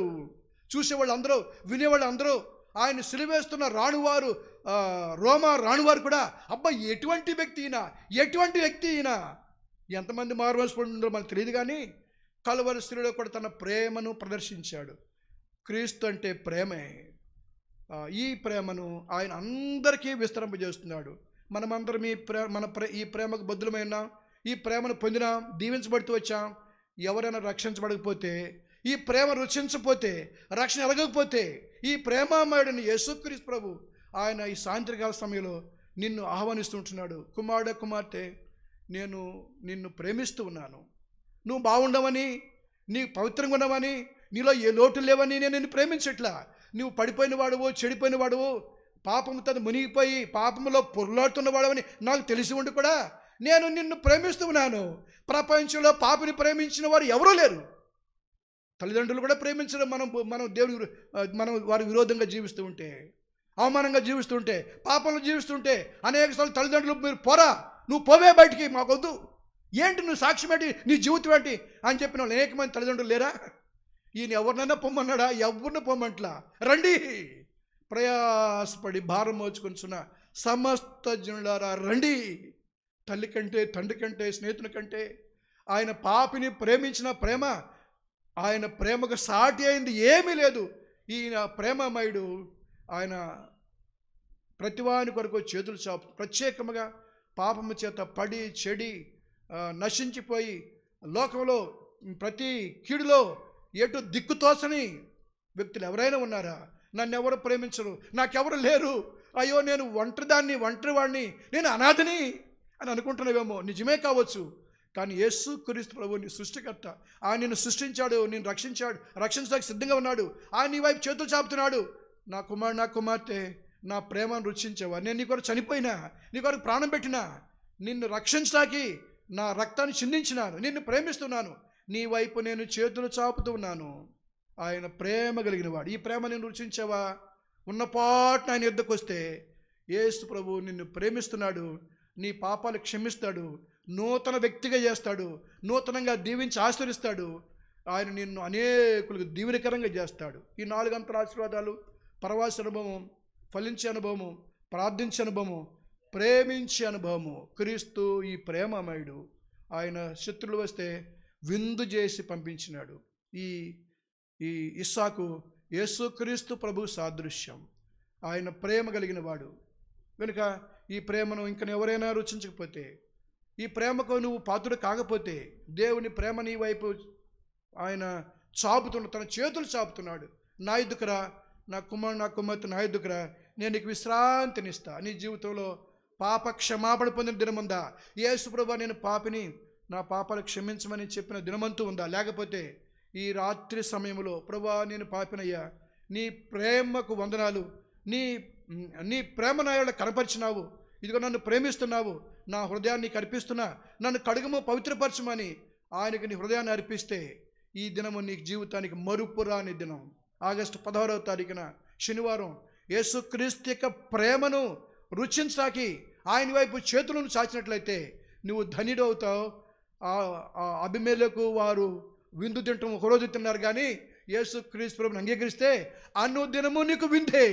ప్రభునందు ఆనందిస్తావు, ప్రభునందు బహుగా ఆనందిస్తావు. విందు తిన్న దానికంటే ఆనందము నీ హృదయాల్లో ఉప్పొంగుతూ ఉంటుంది. సంతోషం కాదు, ఆనందం. పాప క్షమాపణ పొందితే ఈ జాయ్ అనే మాట, ఆనందం అనే మాట నీవు రుచిస్తావు. నీకు ఎటువంటి చింత ఉన్న రక్షణానందము ప్రతిదాన్ని మింగివేస్తుంది. ఎటువంటి చింత, చీకు, ఎంత అనుభవం ఉన్నా సరే రక్షణానందం కలిగి ఉంటే మిగతావన్నిటినీ రక్షణానందం మింగివేస్తుంది. అంటే రక్షణానందము పైకి నిన్ను ఉప్పొంగ చేస్తుంది, ప్రభువును నువ్వు ఆనందిస్తావు. అదే పౌలు అన్నాడు, ప్రభువును ఆనందించండి. మరలా చెప్తున్నాను, rejoice in the lord. Philippi 4:4 ఉంది. రక్షణ పొంది ఉంటే అన్ని సందర్భాల్లో, అన్ని వేళలా, అన్ని సమయాల్లో నువ్వు సంతోషంగా ఆనందిస్తావు, ప్రభునందు ఆనందిస్తావు. లేకపోతే నీకు డబ్బున్నా నీకు సంతోషం ఉండదు, నీకు అందం ఉన్నా సంతోషం ఉండదు, నీకు బంగారం ఉన్నా సంతోషం ఉండదు, నీకు పొలమున్నా. ఎందుకంటే రక్షణానందం లేదు, ఎవరు ఇవ్వలేరు నీకు. రక్షణానందం నీకు ఎవ్వరు ఇవ్వలేరు. యేసు ప్రభు ఇవ్వటానికి ఆయన సిద్ధంగా ఉన్నాడు. ఎవరైనా ఇంకను హృదయాన్ని ప్రభుకి ఇవ్వకపోతే, ప్రేమమడిన యేసు ప్రభు నిన్ను పిలుస్తూ ఉన్నాడు. ప్రభు నన్ను ప్రేమిస్తున్నావు, నీకు వందనాలు, నా కొరకు చనిపోయే మీకు వందనాలు, నా హృదయాన్ని కర్పిస్తుందని చెప్పు, నీవు ఫలిస్తావు. చివరికి మన అంశం ఏంటంటే ఫలించు వ్యక్తిగా ఉంటావు. నీవు నిన్ను ఫలింపజేసేవి లోకంలో ఏమీ లేవు. యేసు ప్రభు ఒక్కడే నీ కార్యకలాపాలు, నీ పనిని, నీ యొక్క ప్రధాని కూడా ఆయన ఆశ్రయించి నిన్ను ఫలింపజేసేవాడు. ఆయన ఫలింపజేయటమే కాదు, అధికంగా ఫలింపజేసేవాడు, బహుగా ఫలింపజేసేవాడు. ఈ వాక్యాన్ని దేవుడు మనకు దీవించుగాక. ప్రార్థన చేస్తాము.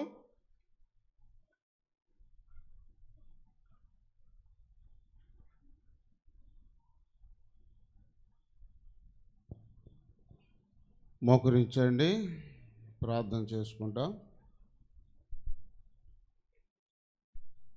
ఒక్క నిమిషము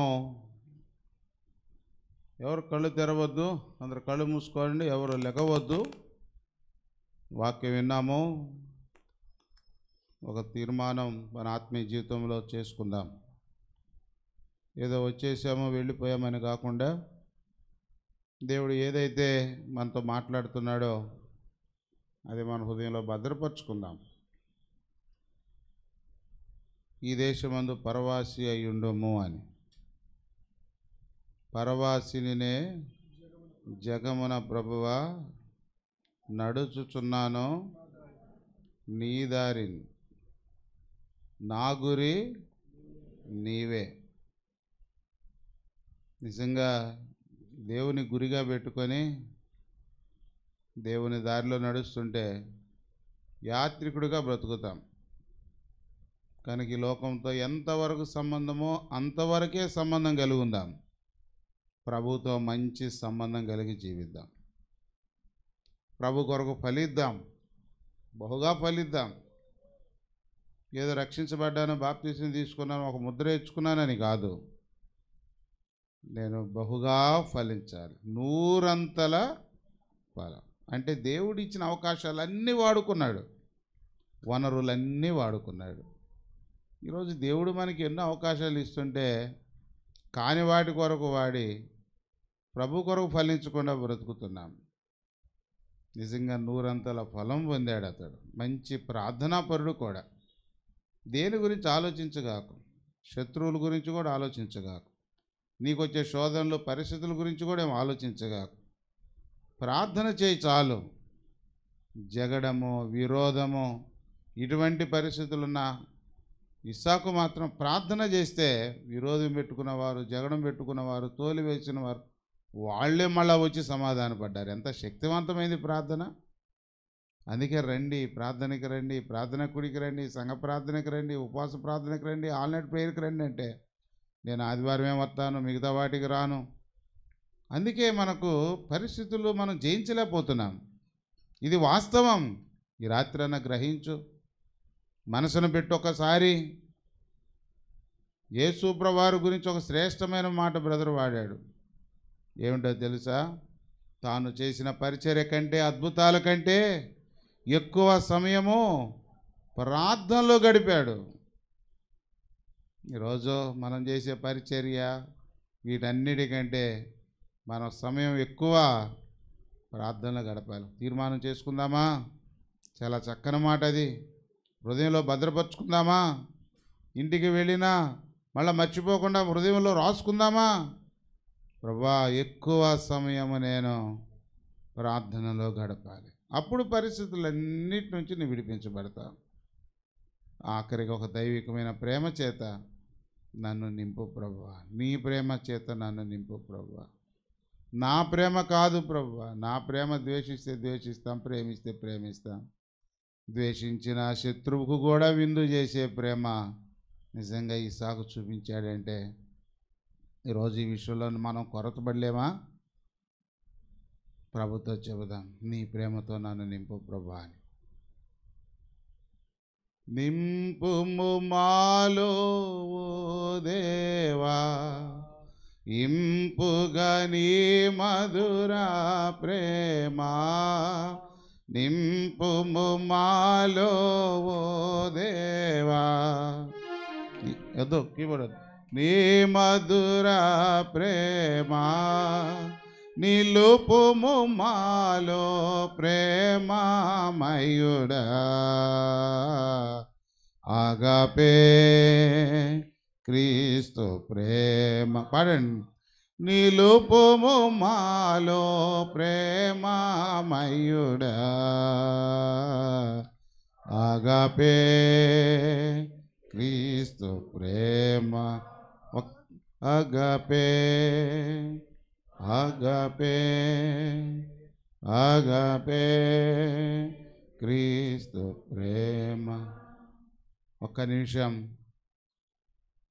మౌనంగా ప్రార్థన చేసుకోండి. ప్రభు ప్రతిష్ఠించుకోండి. తీర్మానం చేసుకున్న దాన్ని గుర్తుపెట్టుకో, తలంచుకో. ప్రభు కొరకు ఒక నూతన వ్యక్తిగా జీవించు. ప్రార్థన చేసుకోనండి, పర్వాలేదు. మనసులో మాత్రమే కాదు, నోరు తెరిచి నీకు వినపడేటట్టు కూడా చేసుకో. ఇబ్బంది ఏమి లేదు, మనమేగా. చేయండి. ఒక నిమిషం ప్రార్థన చేసుకోనండి.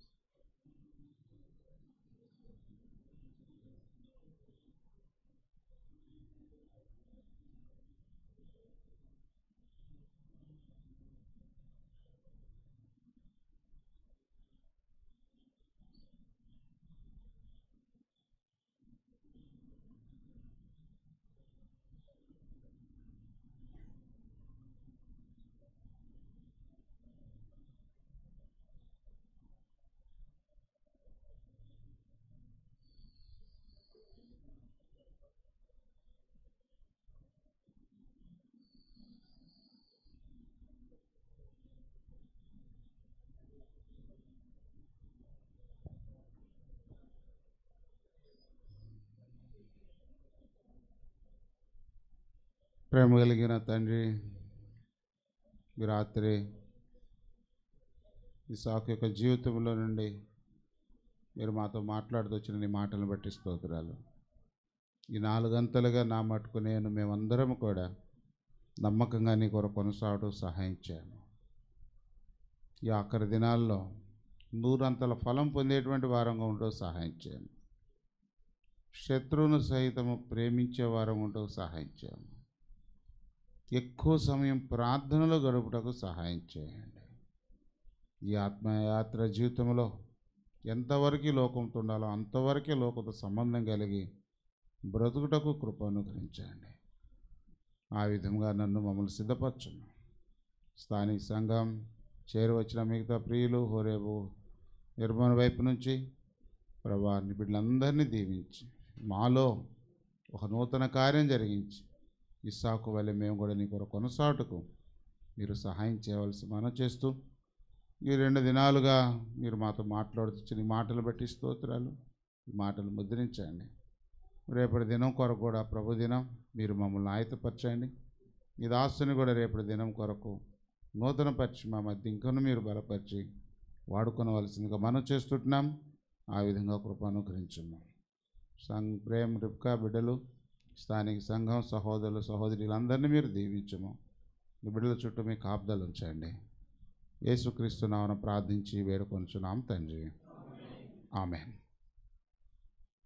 దయచేసి మీరు బయట అది ఎట్లా సిద్ధం చేస్తారో బఫేనా కొంతమంది వెళ్ళిపోయి రెడీ చేయండి. ఈలోపు ఒక 2 చరణాలు పాడదాం. రండి, పాటలు పాడండి. పరవాసినినే జగమున ప్రభువ, దాంట్లో ఒక 2 చరణాలు పాడదాం. ఈలోపు బయట వెళ్ళి మీరు రెడీ చేయకండి. బయట బ్రదర్స్ ఎక్కడ మీరు రెడీగా పెట్టాలి. పాట అయిపోయేలోపు మీరు రెడీగా ఉండాలి.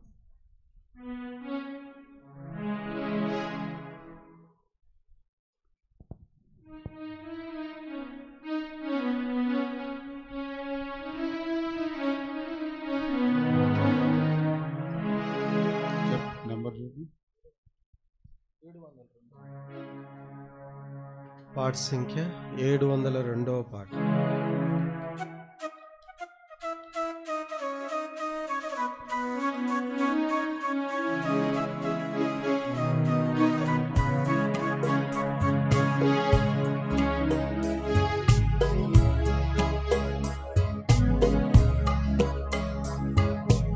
రెండో చరణము 5వ చరణం మాత్రం పాడుకుందాం.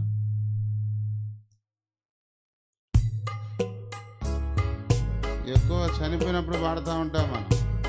చనిపోయినప్పుడు పాడే పాట కాదు ఇది. పైన రాసి చూడండి, నిరీక్షణ అని. ఏంటి కనుక గట్టిగా పాడదాం. పాడితే చచ్చిపోతాం అనుకుంటే పాడకాకండి.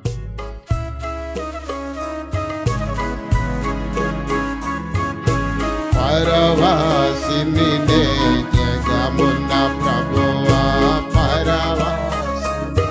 వచ్చిన పాట కదా, పాడండి. కడ చూస్తున్నాను నీ దారి, నా గురి నీవెంట ప్రభువా, నా గురి నీవెంట ప్రభువా, నీ దరి చేరదను నేను, నీ దరి చేరదను. తన సంపదలు గౌరవములు దహించిపోవు నీ లోకమున. తన సంపదలు గౌరవములు దహించిపోవు నీ లోకమున. పాపము నిండే జగములో, పాపము నిండే జగములో శాపము చేకూర్చుకొని, లోకము శాపము చేకూర్చుకొని. పిచ్చి పెంచు.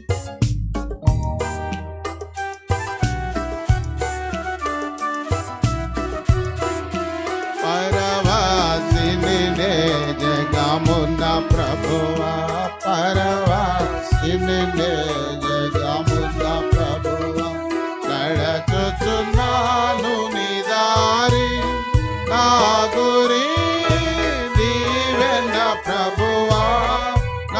గురి నీవే నా ప్రభువా నీ దరినే చేరెదను నేను నీ దరినే చేరెదను యాత్రికుడనే నీలో కమ్ములో నిలువ మోయుచు సాగెదనిలలో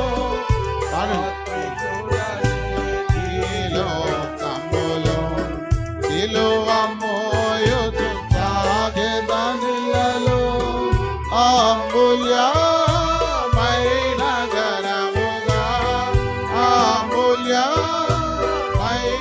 ధనముగా పొందితిని నేను యేసుని పొందితిని నేను పరవాసిని నే జగమున్న ప్రభువా పరవాసిని నే జగమున్న ప్రభువా నడచుచున్నాను నీ దారి నా గురి నీవే నా ప్రభువా నా గురి నీవే నా ప్రభువా ఎరదను నేను నీ దారినే మొదటి చరణం లోకమంతా నాదని బంధుమిత్రులే ప్రియులను కొంటిని లోకమంతా నాదని బంధుమిత్రులే ప్రియులను కొంటిని అంతయు కోసమేగా అంతయు కోసమేగా వ్యర్థము సర్వముగా ఇలలో వ్యర్థము సర్వముగా పరవాసిని నే జగమున ప్రభువా పరవాసిని నే జగమున ప్రభువా నడచుచున్నాను నీ దారి నా గురి నీవే నా ప్రభువా నా గురి నీవే నా ప్రభువా నీ దరినే చేరెదను నేను నీ దరినే చేరెదను. రేపు సాయంకాలం సంగతి మీకు రేపు ఉదయం మందిరంలో ప్రకటన చేస్తారు, జ్ఞాపకం ఉంచుకోండి. సాయంకాలం ఆఖరు కూడుకుంటుంది హోరేబులో, ఆ సంగతి మళ్ళీ మీకు రేపు ఉదయం ప్రకటన చేస్తారు.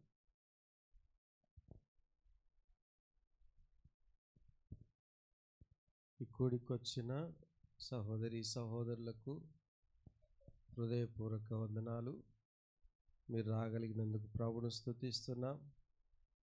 దైవ వర్తమానికులను దైవ సేవకుల్ని మన మధ్యకు తీసుకొచ్చి బలపరిచి మన ఆత్మీయ క్షేమం కొరకు వాడుకుంటున్నందుకు ప్రభువును ఎంతో స్తుతిస్తున్నాం. ఈ సమయంలో ఈ కూడికి చేరి వచ్చిన వారందరికీ కూడా భోజనం సిద్ధపరిచాము. దయచేసి అందరూ కూడా భోంచేసుకొని వెళ్ళాలని మనవి చేయుచున్నాము. సహోదరులకు ఇటువైపు బఫే సిస్టమ్ ఏర్పాటు చేశారు, సహోదరులకు ఇటువైపు ఏర్పాటు చేశారు. త్వరగానే వడ్డన కూడా అయిపోయింది, ఎందుకంటే రేపు ప్రభుదినం ఉంది, త్వరగా ముగించుకోవాలన్న ఆశతో ఇలా చేశాము. అందరూ కూడా తృప్తిగా భోంచేసుకొని వెళ్ళాల్సిందిగా ప్రభు పేరిట మనవి చేస్తుంటాం. కళ్ళు మూసుకోనండి. తొట్టిల్లకుండా మిమ్మల్ని కాపాడుటకును తన మహిమ ఎదుట ఆనందంతో నిర్దోషులుగా మిమ్మల్ని నిలబెట్టుటకును శక్తిగల మన రక్షకుడైన అద్వితీయ దేవునికి ఇప్పుడును ఎల్లప్పుడూ సకల యుగములలో మహిమ కలుగును గాక. ఆమెన్. మంచిది, అందరికి వందనాలు. మీరు లేస్తే బయట రెడీగా ఉంది, మీరు భోంచేసుకొని వెళ్ళొచ్చు.